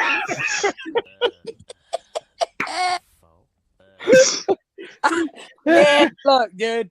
That's what happens when you don't drink Raise Energy, guys. Just saying. Look, I ain't never even met none of y'all, but I could already tell we can clown, so it's all right. It's all right. Oh, it's a good time here every fucking time. That's good, man. Every once in a while, usually Cody jumps in for about a half hour on the show, and when we do the college football segment. So what you think about Bama this year? He's a Bama fan. Roll Tide, motherfucking roll. I was trying to let it go since we brought it back up. Kick him the fuck out. Hey, look, dog, I'm from Alabama, thank you. Originally. You admit to that? Yeah. Hell yeah, I will. Hey, how many times you kiss your cousin? None. Thank you. That's Mississippi, thank you. Oh, he's correct. He said get it right. He said that's Mississippi. Yeah, dude, that's a Michigan to Bama thing there. I'm sorry. Man. It's all right. How's Michigan doing? You think you faring up against Bama this year? I don't know. I don't know. We didn't lose Bryce. We ain't lost yet. No, we're not good Bryce enough. Young, no, God damn it. I'm gonna add before we get back to panel discussion. We're not good enough. We're not good enough for Bama. We're not going to beat Bama. Somebody from the SEC is and just take y'all out of the playoffs so we ain't got to worry about your ass. I don't worry about to the mouth. I don't worry about because Bama. SEC is definitely the toughest conference by far. Thank you. All y'all talking shit. We'll handle Georgia. Bama's whatever, but fuck Ohio State. Yes, amen to that. Yeah. Fuck Ohio State. Fact. Hey, right now, I'm predicting. The fuck eyes. Michigan State is a 3-win team. Yes, they suck dick. No, right now they're a 0-win team. Yeah, they haven't won shit yet. Hey. For some I'm reason, making we predictions. fuck It's up either every going to be year. Alabama or Georgia as national champions. Shit, I'd put some money on Bama being able to beat the Lions right now. You actually have to watch out though because put money on Hudson being able to And I'm beat a the Lions fucking fan. Lions, bro. listen, Bro, I listen. would put money on. Look, bro, I'd put money on Wake Forest beating the Lions right now. Now, I mean, Wake Forest actually has a good quarterback. The Lions are scoring, but they can't stop shit. Wake Forest quarterback actually threw for 3,300 yards and like 30 touchdowns last season. So they actually have a quarterback down there in Wake Forest. And let me tell you something. If Clemson finishes the year undefeated and wins the ACC, the loser of the SEC championship game will not go to the playoffs. Hell yeah. You know who's not beating the Lions? Bro. Like, dude, you got to think, man. Like, okay, so given a chance that Bryce Young, hold on, let me talk. So if Bryce Young does not come back, yes, Alabama might get fucked. But Georgia, bro, over Clemson this year, bro. Come on, dog. Clemson's still trash. You know who's not beating the Lions? Who? Tua. Yeah. Hey, I damn near almost picked him up like 2 weeks before he fucking got hurt on FanDuel. You know who else can't beat the Lions? You know who else can't beat the Lions? Carson Wentz. Hey, you guys want to hear a dark joke? Yeah, what's up? Uh-oh. Nah, I'm too black for that. I don't know you, though, so I don't know. Everybody else is saying no. Just that depends on what that means. Just last. I'm a diehard Michigan fan, but what's the over and under on fucking Mike Hart's yards next week? For rushing. What's the over under on Mike Hart's rushing yards next week?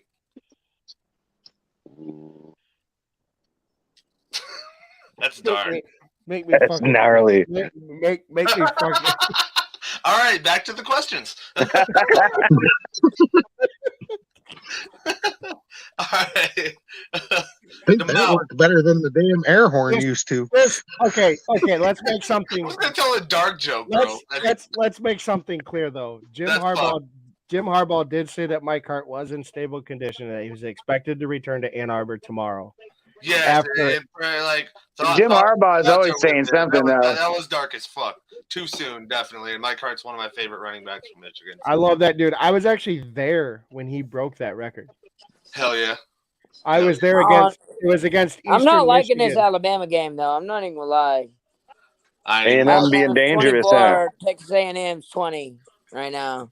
Hey, let me tell you something. I mean, we gonna pull it off, but when I did my show earlier, I said you got to watch Texas A&M because they are there to play this year. They might lose a lot of games very closely, but they are there to play. They do have some talent, though, bro. They're there to fuck the spread up. Like a helmet on? Because they're there to play. They're there to fuck the spread up. All right. We're gonna go down low. Jake, where do you see music marketing going in the next 5 years?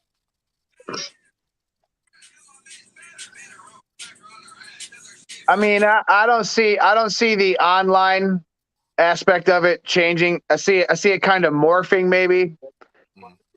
I think that we're gonna reach a saturation point with the for lack of a better phrase, the SoundCloud rapper phenomena.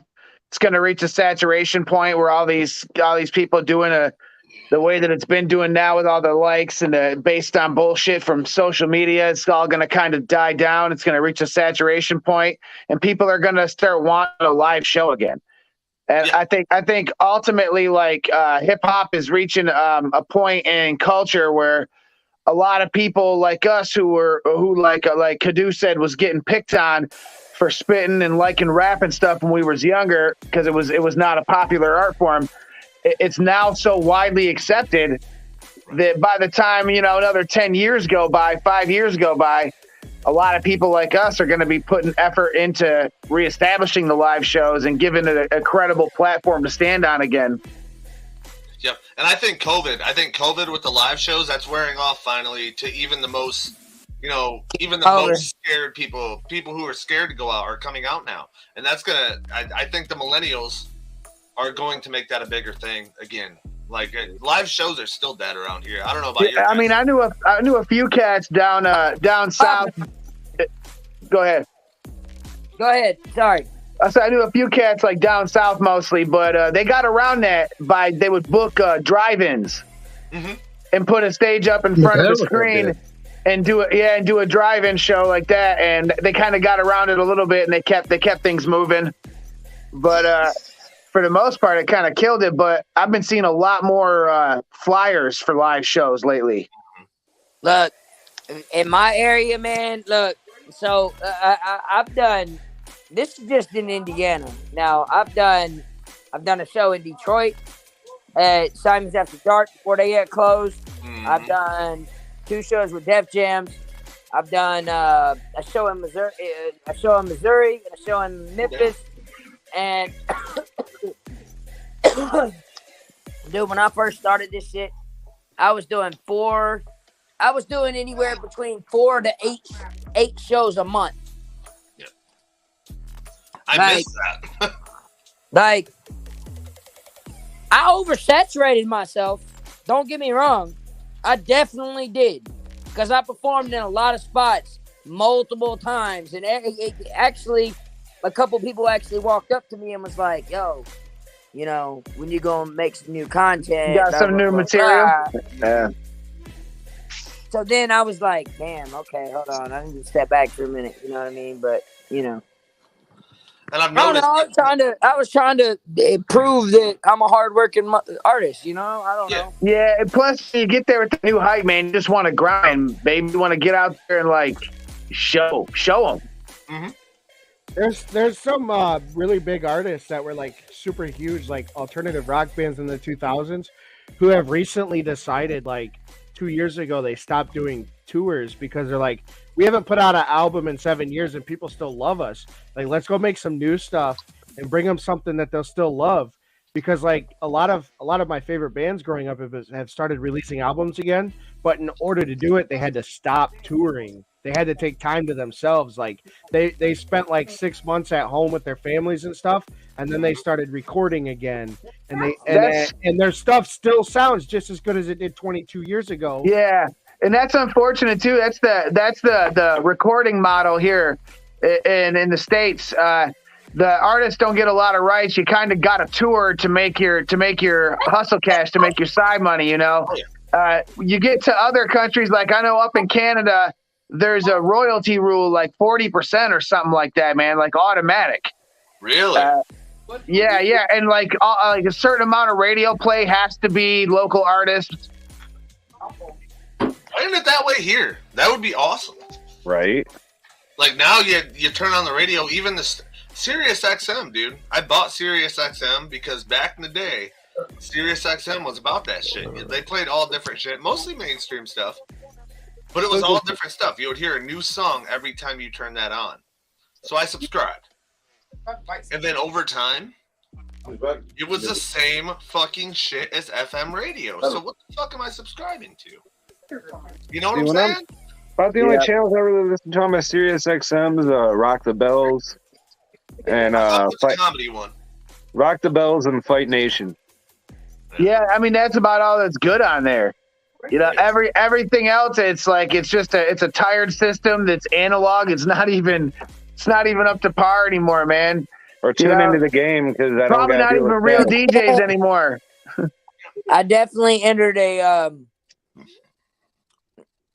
indie artist contest with Shade 45. Yeah, they still do put on sometimes. So they still do. But the thing is, they're multifaceted though. They'll be on YouTube and all kinds of stuff.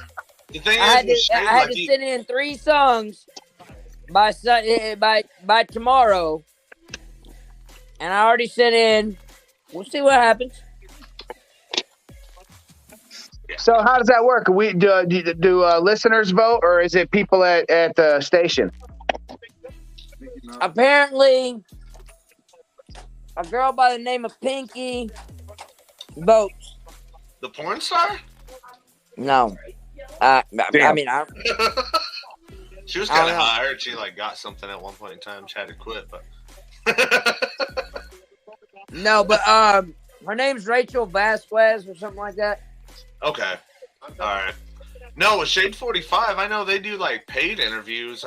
Shade 45 is where Sway's at, right? Yes. Yeah. Sway Yeah. and actually Eminem owns Shade 45.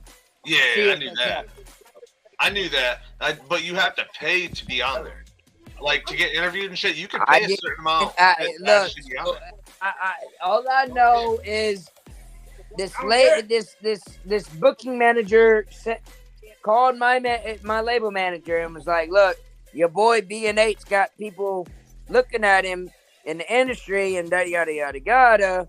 I want to get him on some tours." She wasn't talking to money right though, because I got a lot of shit going on with my, baby mama, and I got custody court and this, that, and the other, and blah blah blah blah. I ain't got the funds right now. But she sent me the details for the contest with Shade 45. It's all Midwest artists. That's all it is. Straight up. You send in 3 songs and they pick top 10, I guess. Whatever. We're going to see how I fare up, I guess. What happens when you win? Supposedly, for what I know, is I don't necessarily if you get played for a month, but you definitely get played. Your music gets played on Shade 45. I don't know. That's worth it. I don't know the whole details. I just know that it's a dope opportunity, and I wasn't passing it up. I was told I could be played on Shade 45 for like $2,500 for like 30 days. I'm like, it's cool for exposure, but at the same time, it's like, why am I paying to be on the radio? That's for like when you're already fixing to blow. You know what I mean? And you want to get circulation at a station that plays the right shit. Right. That's what that sounds like to me. But yeah, at my level, I wouldn't be like a beginning up and comer and being like, let me put this in circulation, because you're not even prepared for that. If it were to blow, you're not even prepared. Right. You'd have all types of predatory agents swooping in, trying to scoop you up as talent. That's the thing, though. With an agent, it's probably not going to cost you anything. Well, it will, but they'll take care of that. Yeah, but I don't know. It gives you 2 ways to think about it. It depends. Sometimes you get some dudes that make you pay back for everything. Look, I may be new to this shit, and I may not have even been dropping music for 2 years yet, but I'm not no dumbass. Like, look, I'm gonna tell you this now. Y'all ain't them motherfuckers ain't about to fuck me. I don't give a fuck. Look, I don't give 2 shits. I will continue being you're right though. independent. You're right though. You just gotta not be afraid to say no. You just read the shit, and if it's fuck you, be like fuck you. Offer me a meal. Look. Offer me a meal. That's fine. Guess what? What's the numbers looking like? Yep. Fuck you. Don't get me wrong. Don't get me wrong. When you offer me a meal, I promise I'm gonna look at that and be like, damn. You get a lot of artists like, oh God. Yeah, but like I want to see the 5-year figures. Look, at the same time, you gotta guess. Hey, you're walking away with a meal, bro. The boy is here, BNA. The boy is here. He's not on cam, but oh shit. Oh shit. Building. I'm never gonna get my turn now. Clip, you'll get your turn. Where'd he go? Clip, where you at? Clippy. Yo, I gotta dip out though. There he is. Huh? I gotta dip out here. Yeah? What up? Yo. What up, homie? Y'all good? Yeah, man, I'm on my way back from this wedding reception. Made a dope ass connection with a DJ. Passed out some flyers, fucking getting the good word out. You ain't gonna be able to see me because I'm traveling right now, but shit's going dope, man. I'm super pumped for next year. We're getting all our ducks in a row. We're gonna fucking kill shit like we do. I appreciate what up, you. So Clappy in the building. BNA said, "What's up, Clap?" What up? Yo, Clap. Let me clap you. Oh. What? Huh?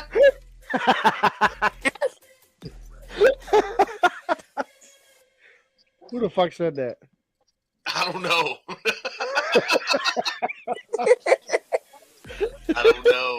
That was fucked up, bro. The mom just leave? What the fuck was that? So he said he had to go. Oh, my bad. I didn't hear. Parenthood Beckham. Yeah, send me his info. I like that guy a lot. Absolutely. Hell yeah, he had a lot to add to the panel. Clep, you doing all right tonight or what? What up, man? Yeah, like I said, I just dropped a bunch of promo. I'm on my way back from a wedding reception and shit. They played our shit at the fucking wedding. So that was dope. Shit. Yeah, Shattered Dreams all up in that bitch. If I ever get married, that whole hiccup thing is going to be my wedding song, period. It's like that skipped. That whole voice message. You know what I'm talking about? Yeah, you still got it uploaded? I know you're talking about. Yeah, that weird ass fucking. Yeah. Do it. Whatever the fuck that was. Like, just like, you know, like a realism type fucking, yeah. What the fuck is at the end of your voice clip, Cody? What the fuck?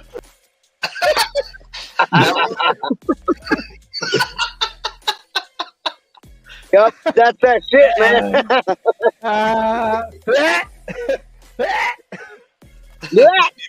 You enjoy your ride home. We cannot see you, but yeah, I'm a man of darkness over here. Hell yeah. Hey, we don't talk like that. What the fuck is going on? All right, yo. Hope you have a dope ass podcast. I just got to my cousin's house. I gotta unload this wedding bullshit. And yeah, man. Shattered Dreams, the Weekend Warrior Tour, 2023. Fuck You your announced fucking it mother. You announced it right here. No shit. Why the fuck does he always do that shit? We weren't even going to announce that yet. God damn it. All right. Well, the Weekend Warriors tour starts at Carl's Tavern, February 11th. I'll be there. I'll be opening. Yes, so sir. if it's at Carl's Tavern, that means I can show up in my fishing gear, right? Like I want to look like no. I want to look like Bill Murray, though. No, you cannot. I'm gonna do it. Fuck it. I mean, you realize this is a Juggalo hardcore rap and rap. Yo, you know that we fishermen can be Juggalo with the rap. I too. mean, I guess yeah. Okay, all right. No, I gotta okay. I gotta get the boy Chris Mooney down there and see if I can get some drum and bass stylings going while we down there. Yeah. Yeah. Oh, you coming too? Dope. Trying.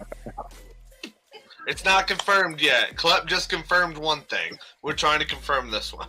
So who did you confirm, me or? He's too excited. He's too excited. All right, so flyers are gonna be out soon. Apparently. So could do.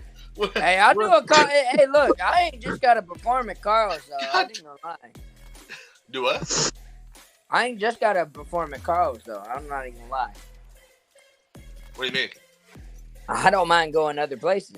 Is what I'm saying. Well, no, I'm saying we're gonna bring you back to Michigan. Well, not that night, obviously, but yeah. Well, obviously, I mean, we're gonna kidnap you.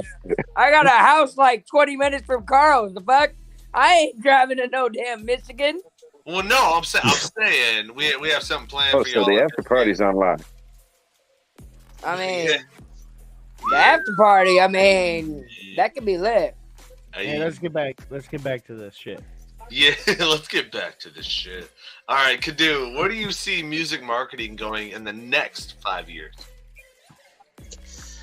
Realistically, I see it getting worse as far as the internet shit. Just because the more technology advances, the more people are going to want to use it, and whatever comes out between now and then, people are going to try and use it to their advantage, and that's the route things are going to take. I mean, you can look all the way back into the 70s and watch that fucking trend. But where I'd like to see it go, I'd like to see it go where people like us or lyricists like Dax where they're getting in and getting the longer songs and getting the attention span back up. I'd love to see it go that way. I'd love to see it go to physical fucking effort, getting people to show up to your shows. The old school fucking just plastering flyers everywhere, fucking sitting in parking lots, fucking going around putting flyers under windshield wipers. I miss that shit. Yeah. Like, that was the stuff that used to get me hyped. To see people putting in actual fucking effort, not Going just to the- clicking a fucking mouse. Going to the record shop and like seeing like the flyers for the shows there and shit. That's consumer Exactly. and a diehard supporter saying that. Like that means something. That means something. Physical flyers are a big fucking thing in interaction. Especially if they look good. Yeah. Like, Oh yeah. Like there's some flyers I got. They're like artwork almost. Yeah. Yep. That's where this tour, which Klep just announced the name of, we want to make it visually good. Fucking Klep. God damn. I've got some ideas. Well, no, Kool-Aid Cam's doing our artwork for that whole fucking thing by hand. Oh. Like making us into cartoons. That's another drop. That's more news. Yeah, we've talked. I'll confirm that. Now that Klep went off the fucking deep end. Off the fucking prick. God damn it, Klep. I invite you in, you don't show your face, and you drop some shit. Well, they don't even know how ugly I am. He is the boss. He can kind of do that. Yeah. Yeah. I mean, he did technically come up with the name anyway. So he did. Well, it was him and Saint, and I love it though. I love it though. The Weekend Warrior Tour 2 in 2023. God damn it. We probably shouldn't announce that until like January. That's one of those. That's one of those when you try to keep a secret, but your boss comes in and ruins it anyways. Yeah. But we'll go to Ed real quick. We got a music video review after this. Are you guys down for that shit? You know what? It's out of Texas. The fucking science is in. What? The science is in. We are restarting the fucking cycle. Millennials have restarted the cycle for marketing, and it's all turning back to radio. I didn't even have to ask. Bro, I'm telling you right now, the millennial generation has been fed up with all this internet crap. We've finally gotten fed up with all this, the stuff that we helped create, we are rebelling against. And it doesn't matter if you've got iHeartRadio or if you got like iTunes or any Pandora. of those apps. If you're listening to FM radio in any way, shape, or form, we're listening to it everywhere. In the car, on the job site, with Pandora, iHeartRadio. We're still listening to FM radio stations, whether it be on XM Sirius, right? Millennials are going to bring back radio advertising like it was when we grew up, and that's where the advertising's got to start going. Like, that's where it needs to go. Like, I can see it going that way. Somebody's going to get smart enough. They're going to start putting those advertisements for those local shows back on the radio, and people between the ages of 28 and 42 are going to be hearing that shit, and we're going to start getting that crowd around again. And then when you double that up, what I would like to see is when that happens, when we start doing radio advertisements again, I want to see that flyer stuff. Come up with it. Go putting flyers in business windows at the counters, dropping business cards for show bookings, and going around town and handing out that business card and be like, hey, you got an event coming up? I'll put a show on for your event. You throw a block party? I got 3 other artists. We'll come put on a concert for you guys. Like, I want to see that face to face. I see one problem in between all of that, though. I see one problem is that FM stations refuse to conform to that shit. We're Juice underground, bro. 7.3 here. The Juice 107.3 would not. They used to. They will not support the local artists no more. The good local artists that they don't even give it like a listen no more. The 92 man, The West Station. I heard. Underground music will never not even really talking. truly be played on the radio, bro. I'm not even talking about playing the music. I'm talking about advertisements. Well, I can even agree with that, advertising, but it's hard. the music will never be played on the radio in the underground, bro. Yeah. We're too vulgar. We're too explicit. We're too raw in the underground. We're too That's real. why, when I said earlier tonight, when I said that I fit the underground category, but I don't. That's the thing, though. I have songs that can. But somebody like me is just like doomed because I'm never getting on the radio unless you've got to be on a major label to hit the radio. Tech 9 is proof of that. Not necessarily because Tech 9 did it. Tech don't get that play on the radio though. You don't hear Tech on fucking mainstream radio stations, and it should be. I hear him rock the bells. On the radio will stay alive. Other than that, the radio's gonna. I mean, King ISO ain't really on the radio, and King ISO slapped like a motherfucker. So does Rich back in the day. He wasn't really that big on the radio.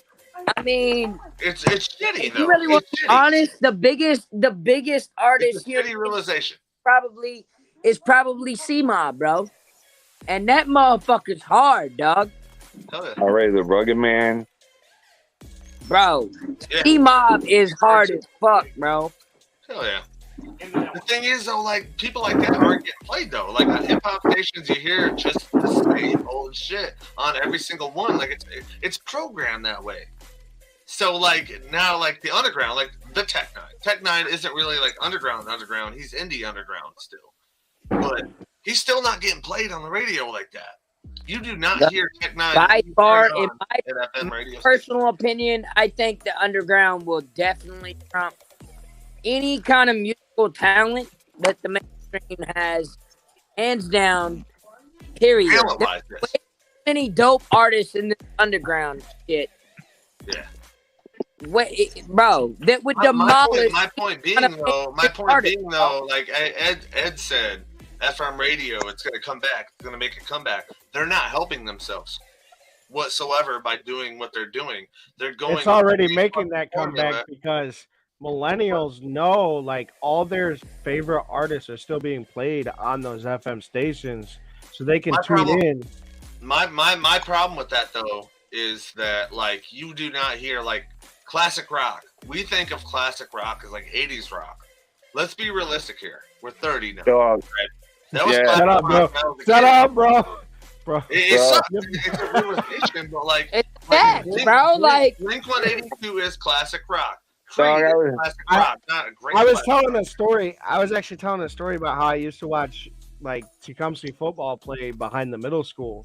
And the person I was telling it to looked at me like they had no idea what the fuck I was talking about. And I was like, I'm not old enough to get those kind of looks from people, man. I was listening to 94.9 MMQ the other day out of Lansing, classic rock station. And they're like playing like Nirvana and shit. And I'm like, wait a minute. That's not classic rock. Even more like. I mean, don't get me wrong. That shit dope as fuck. But that ain't classic rock. Nowadays it is. I'm 30 That's now, fucked up, though. Yeah, it's like 30 years ago, dude. It's not okay. It's not okay. What we saw as classic rock is now considered oldies.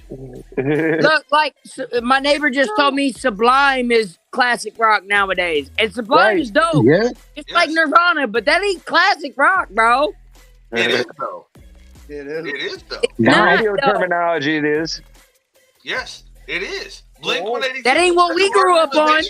No, what we grew up on is oldies now.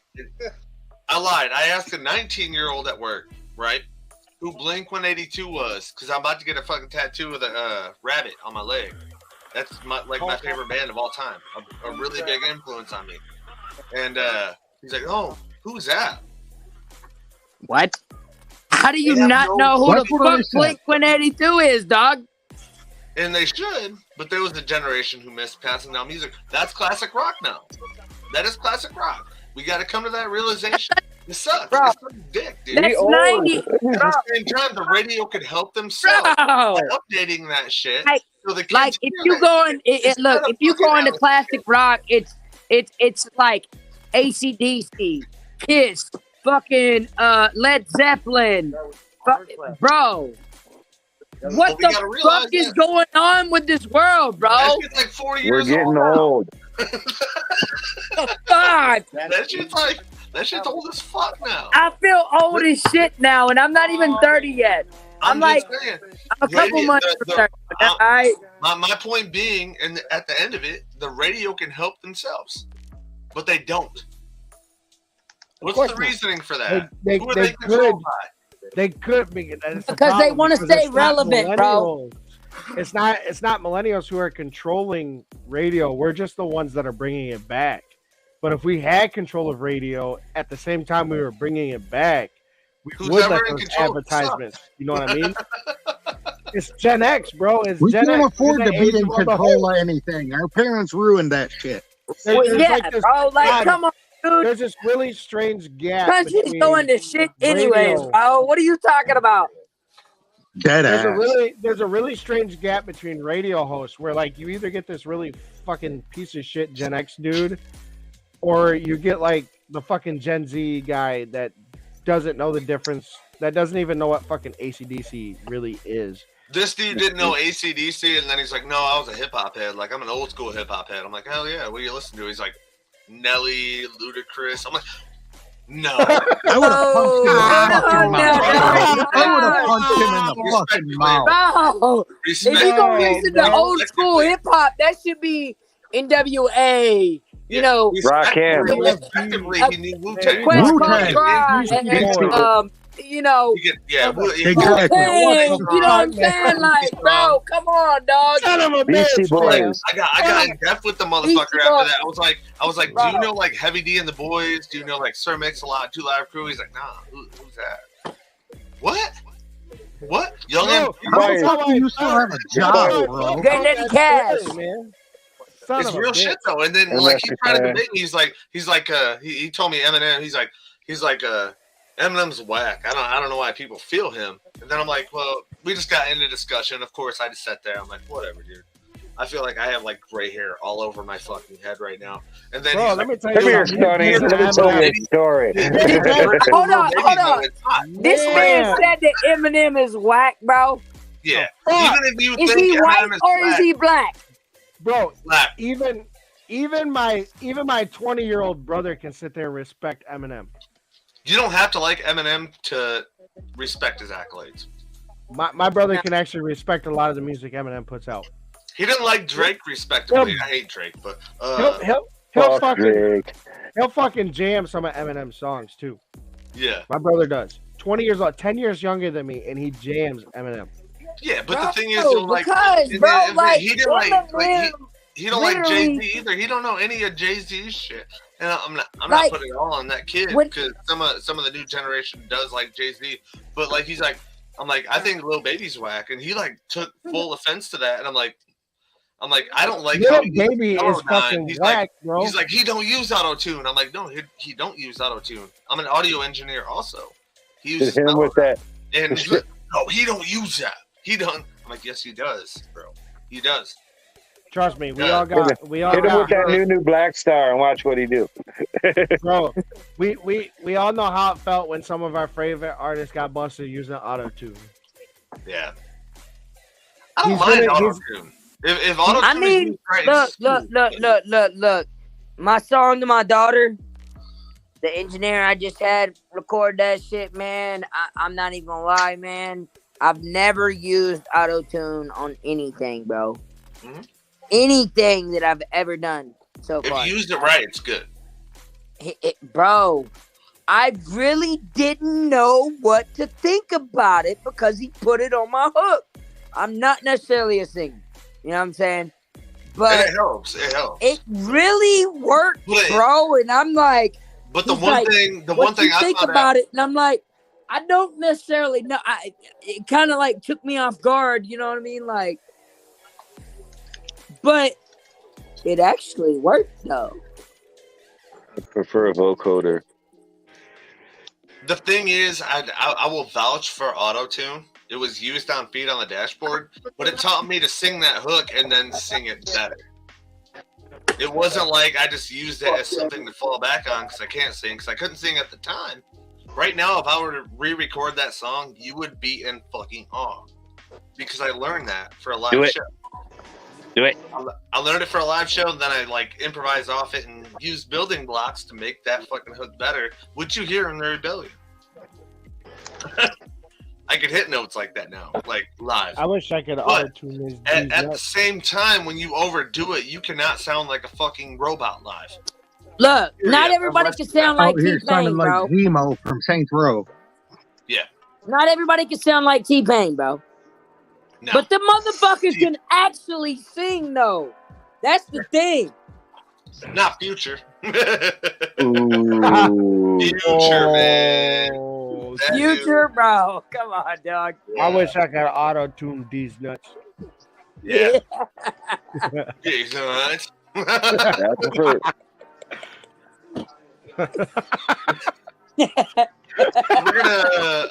we'll get to the next portion of the show. We're coming up on 2 hours. I was trying to keep this kind of somewhat short and sweet tonight. By the way, BNA, if you want to join, normally we live cast on Fridays. This is some of the normal cast. I don't know where the fuck Jake's at. He said around Look, midnight, didn't he? man, as long as I ain't got a show or I ain't got my, if I got my daughter, I got my son. I usually get my son to bed. He was giving me hugs and waving at Chancellor, and Chancellor was ignoring him earlier, but WWE was on, so I get that. It's a pay-per-view night, man. It is. I feel it. We're going to do a music video review here. This is something that we do, and you're more than welcome to join. Any Friday night you see us, I'll send you the link. I might even add you to the group. Dog, you fit in. Yeah. I dig this shit.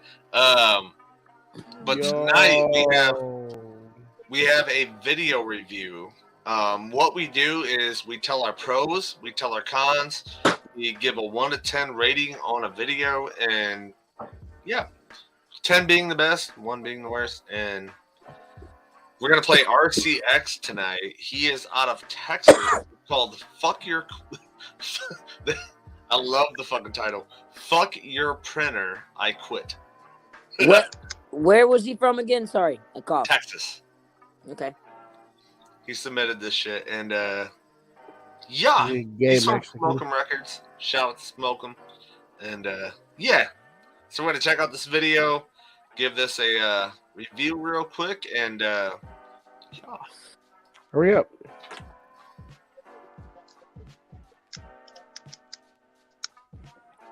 Yo, it ain't working. Yeah, I can't hear shit. Oh. Yeah, no audio. I fuck with his energy though. So far. Ooh. Fuck your printer. Okay, I see it. Severe Office Space vibes. My bad. I'm gonna share the screen real quick. For some reason, my shit ain't working like that. Like, I don't know. It goes with my luck, hand in hand. So, Hey. It's like Frankie last night. Frankie, where's he at? He said he was coming back. Alrighty, so we're gonna play this real quick. Period.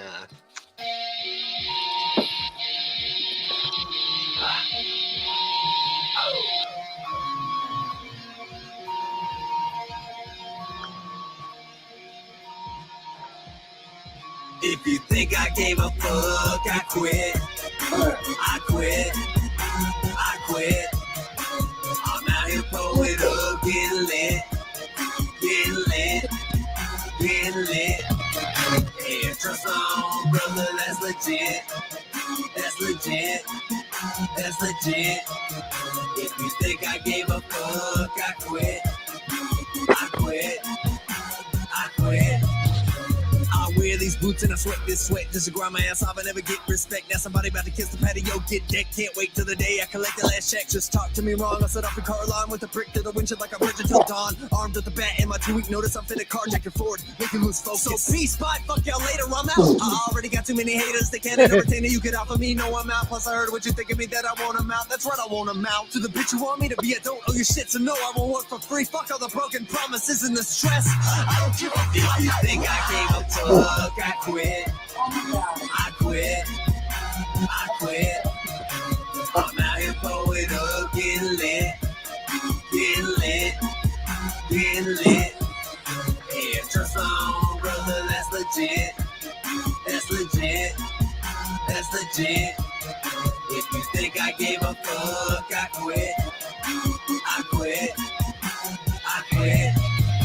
Nobody knows your name till the day you start winning. But everybody's gonna say they've been with you since the beginning. And you can be bitter about it or just enjoy the hype. Me, I'm enjoying my 15 minutes as it's flashing by. Now I don't know who to trust, y'all, so I don't give a fuck, y'all. If you're on my team, try to scheme on, hesitate to cut, y'all. I can't never get enough, y'all. I'm starting to give up, y'all. But I ain't doing this cause it's my dream. I'm doing this cause fuck y'all. If you think I gave a fuck, I quit.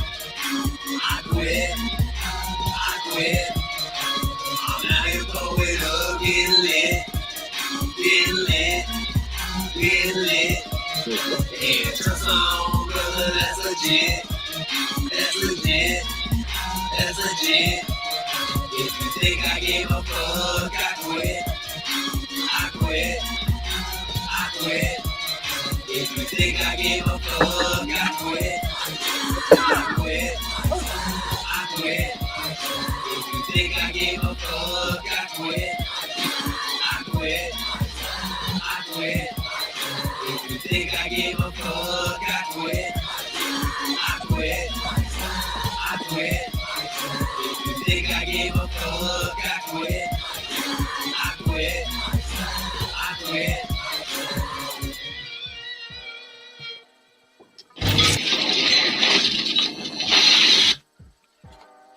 Okay. Chancellor. Pros, cons, 1 out of 10. What you One got? definite con was about halfway through it. It sounded like it was all echoed the fuck out and fucking playing alongside itself, but like just a little bit off. So it was just like, like fucking I'm nails just on a glad I wasn't the chalkboard. only one that caught that. Was it not a fair review then? Like, was that on me? But I mean, it looked good. It was pretty. Dude's bars were fucking mid. Like his delivery wise. But aesthetic was good. Gimmick was kind of novel. I'll say a 5. 5. What you got, BNA? Pros, cons, 1 out of 10. But man, look, I really kind of agree. You know what I'm saying? Like, I feel like I don't necessarily know if the production wasn't there. I don't necessarily know if the engineering wasn't there or if it was the fact that it was coming from my phone. I don't know. But I feel like the end of it was kind of like he said, you know what I'm saying? And then if I'm gonna see a music video, man, like, don't just make it one scene. That's just me. You know what I'm saying? I mean, I fuck with it. He does got bars. But what's your score on that? I feel like it could use some work. But keep grinding. If you watching, keep grinding. But that's all I got. Oh, yeah. What you got on a score? 1 out of 10. I'm gonna give it a 6. 6? Hell yeah. Cadu, what you got? I'm gonna go with Chancellor's 5. It didn't vibe with me. It felt really unfinished, in my opinion. It's like BN8 said, the production didn't seem to be there. I don't know if it was musically or something happened in the video editing. there could have been so much more done than just dancing around and beating up a printer.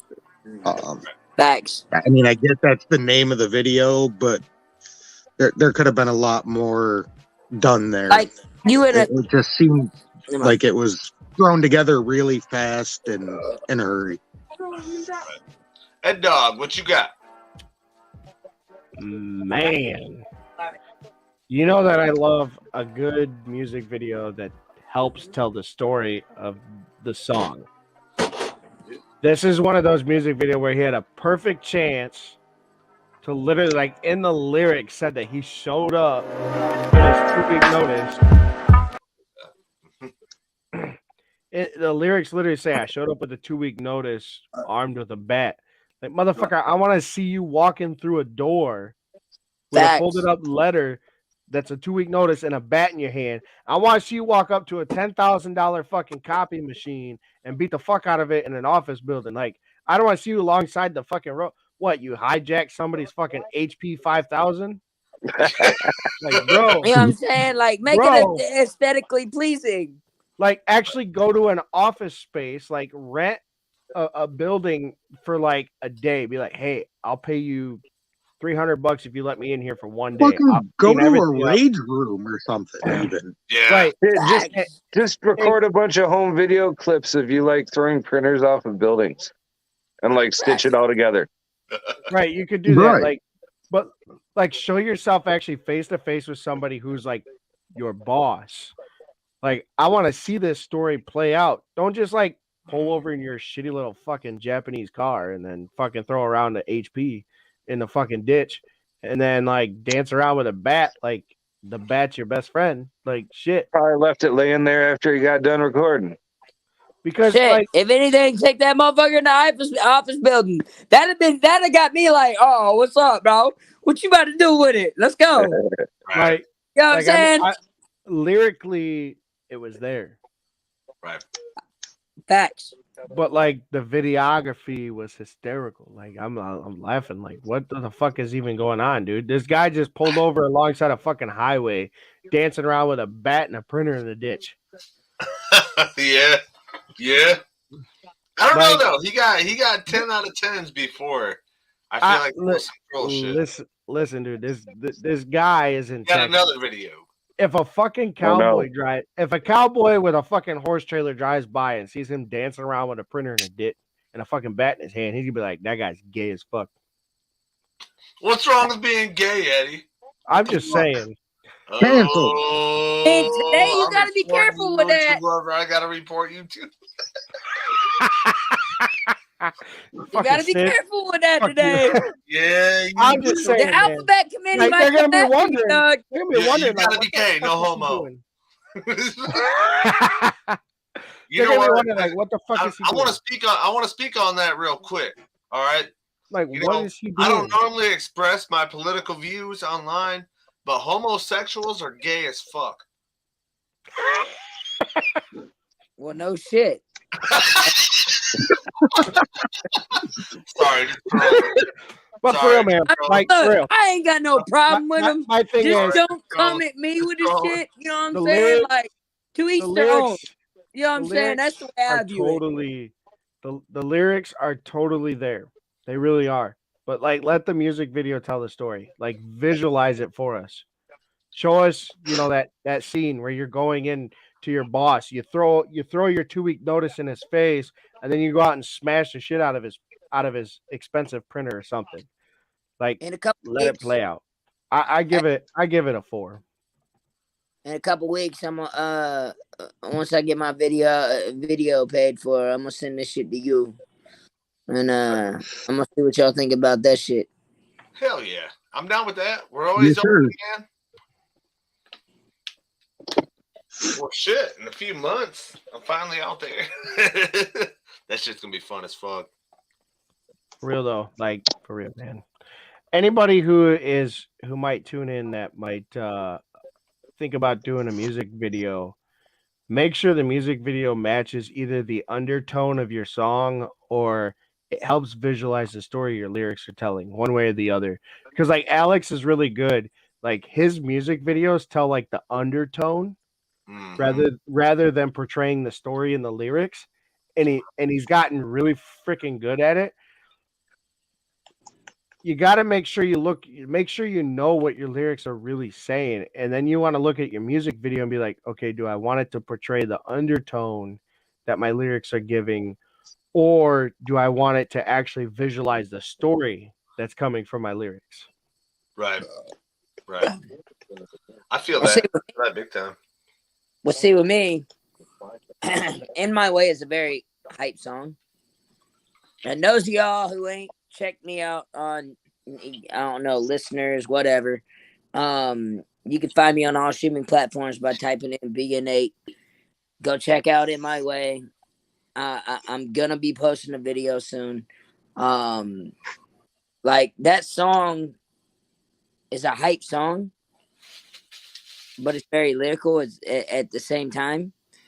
And some of it's not gonna make sense, but I'll explain when y'all see the video. Well, I don't know. It might make sense.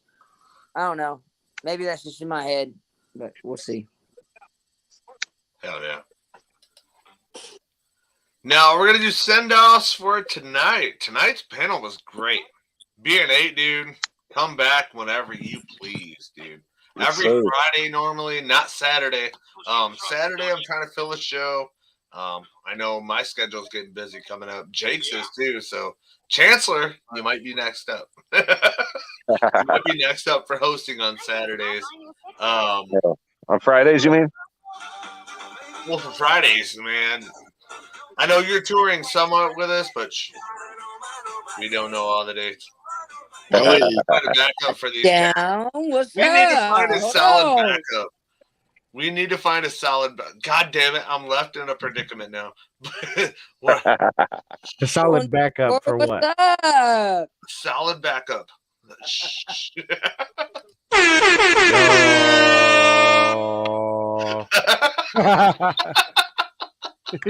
Very hype. The Weekend Warrior Tour is coming up. I know Chancellor's joining in. I'm trying to get him on the whole fucking thing, though. Get your dates off, asshole. I can't announce that yet, but Chancellor might be DJing pretty much the whole thing if he can. I understand availability, though, so I'll do what I can. Yes. But yeah, we need to find a host outside of all that because, like, 3 of us are probably going to be on the road. Ed. Ed. I might even be some fucking double dose fucking nights up in there if I can play things right. Yeah. Yeah. You want a trombone mission or something? Is that what you're wanting? No, I might already have a trombone downstairs during those dates. But no, we're gonna do our send-offs. We have fun here. BN8. I want to. Hopefully, we don't scare you away, but you seem like one of us. I like that a lot. Nah, bro. Y'all, look, man. Y'all seem like some dope ass individuals. You can't leave your I definitely feel like we could clown and we could talk serious. I mean, you know what I'm saying? That's what it's all about. I mean, it's all about having a good time, but I mean, at the same time, when discussions gets real, you know what I'm saying? We could talk about real shit. Yep. And I fuck with that. Yeah. I mean, we can laugh, cut up, do whatever. You know what I mean? Whatever, bro. Yeah. Hell yeah. You gonna meet me in person. You gonna meet me in person at Carl's. Don't worry. Don't worry. We'll see. Soon, my brother. Chancellor, give your send-offs. You know how it goes. Tell people where to find you. Right there, baby. Motherfucker. The magic fucking You gotta paper. get you one of those, though. You gotta get you one of those. I swear to God. Linktree is life, bro. I want one of those. You don't cost much, though. Get a hold of Club for that shit. I can get one for my Linktree for free. Boo. No shit. I just gotta print it. I just don't have a computer right now to print from, so. All right, guys. But I'm about to hop off here. Y'all have a blessed night. Y'all stay safe. I was about to announce to hop off here. Yeah, tell people where to check you out at, bro. For real. Look, y'all can find me on all streaming platforms by typing in BN8. You can also find me on Facebook at BN8, Instagram TikTok, Twitter, and Snapchat at I am the real BN8. Come fuck with me. If you in Indiana, I've got tickets for sale right now for Dave East at Pierre's. I'm going to be opening October 22nd for Dave East. That is damn near probably going to be my biggest show to date. I don't know, though. We're going to see. I've opened for 750 people with Ritz. So we're going to see if Dave East can top that. He will. Come out. Dave It's going to be a good time. Hell yeah. Good luck on that, too. Also, if you're piecing out right now, hell yeah. I'll be in touch, bro. All right, bro. Yep. Y'all stay blessed. For sure. Peace out, home. Cadu, tell people where to check you out, and you know the drill. Tonight was fun. It was good. Oh yeah, dude, it was good. I like that shit. I wish we could have got a proper send off from the mouth. Top it up. Yeah. Right. Not bad on that. What I do? Ed, what the fuck are you talking about? What I do? What I do? Are you the mouse? Jesus Christ. I didn't do it. I swear. All right. Lucas Cadu on Facebook or Cadu's Customs on Facebook. I'm working on branching out into different social medias and getting some online stores going here in the next month or two. I'm not really running any sales this month right now in preparation for the holiday season coming up. Usually gets busy as fuck. But you want high quality, affordable, according to some people, fucking cheap gifts, hit me up. I'm always down to work, even when I am getting sick like I am right now. It just might take me a little longer than normal. Hell yeah. Hit him up. That boy's got some quality, and once you see our new merch. Great. Chancellor, you got that shirt handy still? You know. What's that? Live podcast. You got that shirt handy still? It's over yonder. Nah. I was gonna say I don't have mine with me either. But hit me up for Cody Live podcast shirts. Biscuits and gravy shirts coming soon. I didn't mean to shut up. That was actually meant for like a sway in the morning effect, but that didn't go over very well. Ed Dog, coaching from the couch. Tell people about it.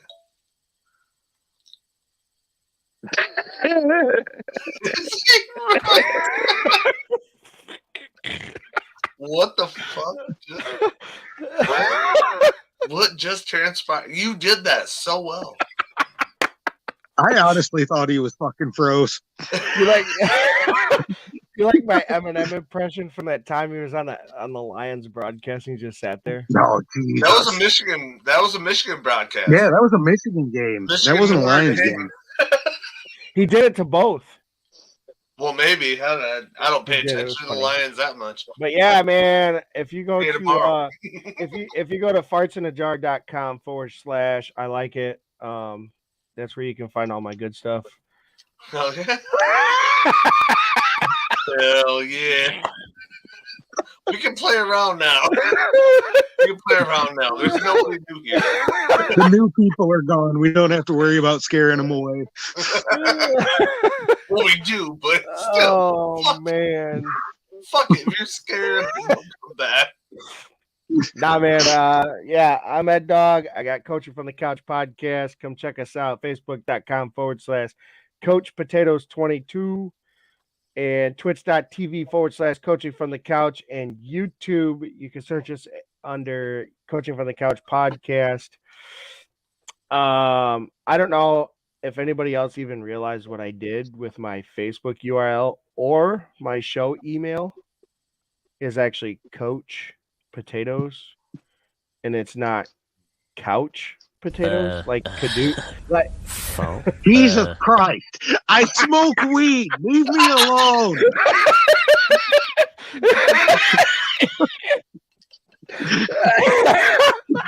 He wrote me. Just because I didn't realize the shit while I was putting it on a fucking shirt doesn't mean anything, Ed. He puts it on his shirt and he looks at it and he goes, "That ain't right. Did I fuck something up?"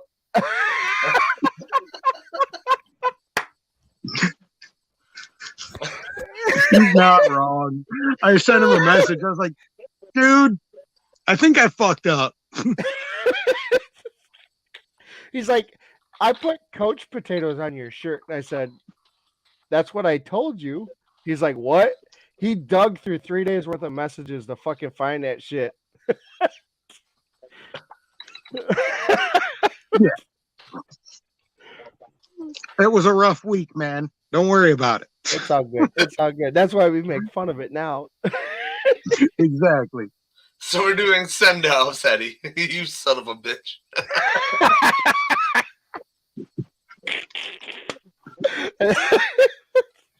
We will talk after the cast. I want to mention that we are going to offer something on Patreon to hang out with us after the cast. I will send you the link to this fucking chat. Eddie, you have to stop. Boot his ass.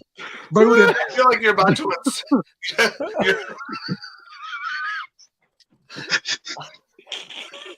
That's like that. That's like that. This is how you know we're getting old. You're giving you're giving white people a bad name right now. You're about to attack the Capitol with that face. Hey, let me tell you.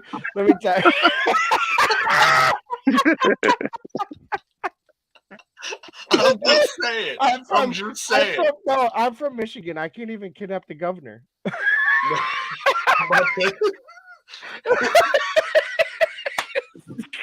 No, real talk. I'm about to add something. I'm thinking about making a Patreon. Yeah, bro. To hang out with us after the cast because we're really cool motherfuckers.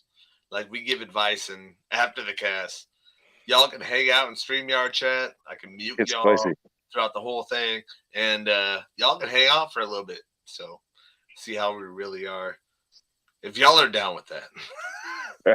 I'm talking to viewers. If y'all are down with that, we're all pretty cool though. Jake normally pieces out kind of early, but he's still pretty fucking crazy. This is normally like on Friday, so like normally we have like a jam-packed house in this motherfucker. Yeah. It's a good time. That day we had what 10 or 12 people in here. That was fucking insane. Like 12. Yeah. Bro, I tell you, a fucking fart couldn't even get in the podcast at that point. No. It was nuts. It's a good time though. I've been thinking about that, and y'all want to hang with us though? I mean, it'd be like Patreon. Fuck, just throw me something. Fucking hell, dude. Patreon would fucking be like our version of Big Brother Live. What the fuck is that? It's the after show. It's like the after show, man. Oh, wow. That's gay. After climax, like, it's nothing. Right. We're doing our send-off, so check me out. Cody Music. And yeah. What the fuck is Cody Music?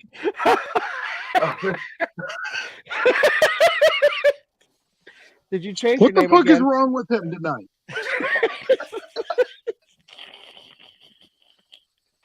Did he change his name again? Not yet. Actually, I am Kickbox Cody. He said fucking Cody Music. Where the fuck did Cody Music Kickbox Cody in this bitch. Alright. Yes. He fucking said Cody Music. Where the fuck did that come Biscuits from? and gravy. We're signing off. Bro, it is only 12:30. What the fuck is wrong with you?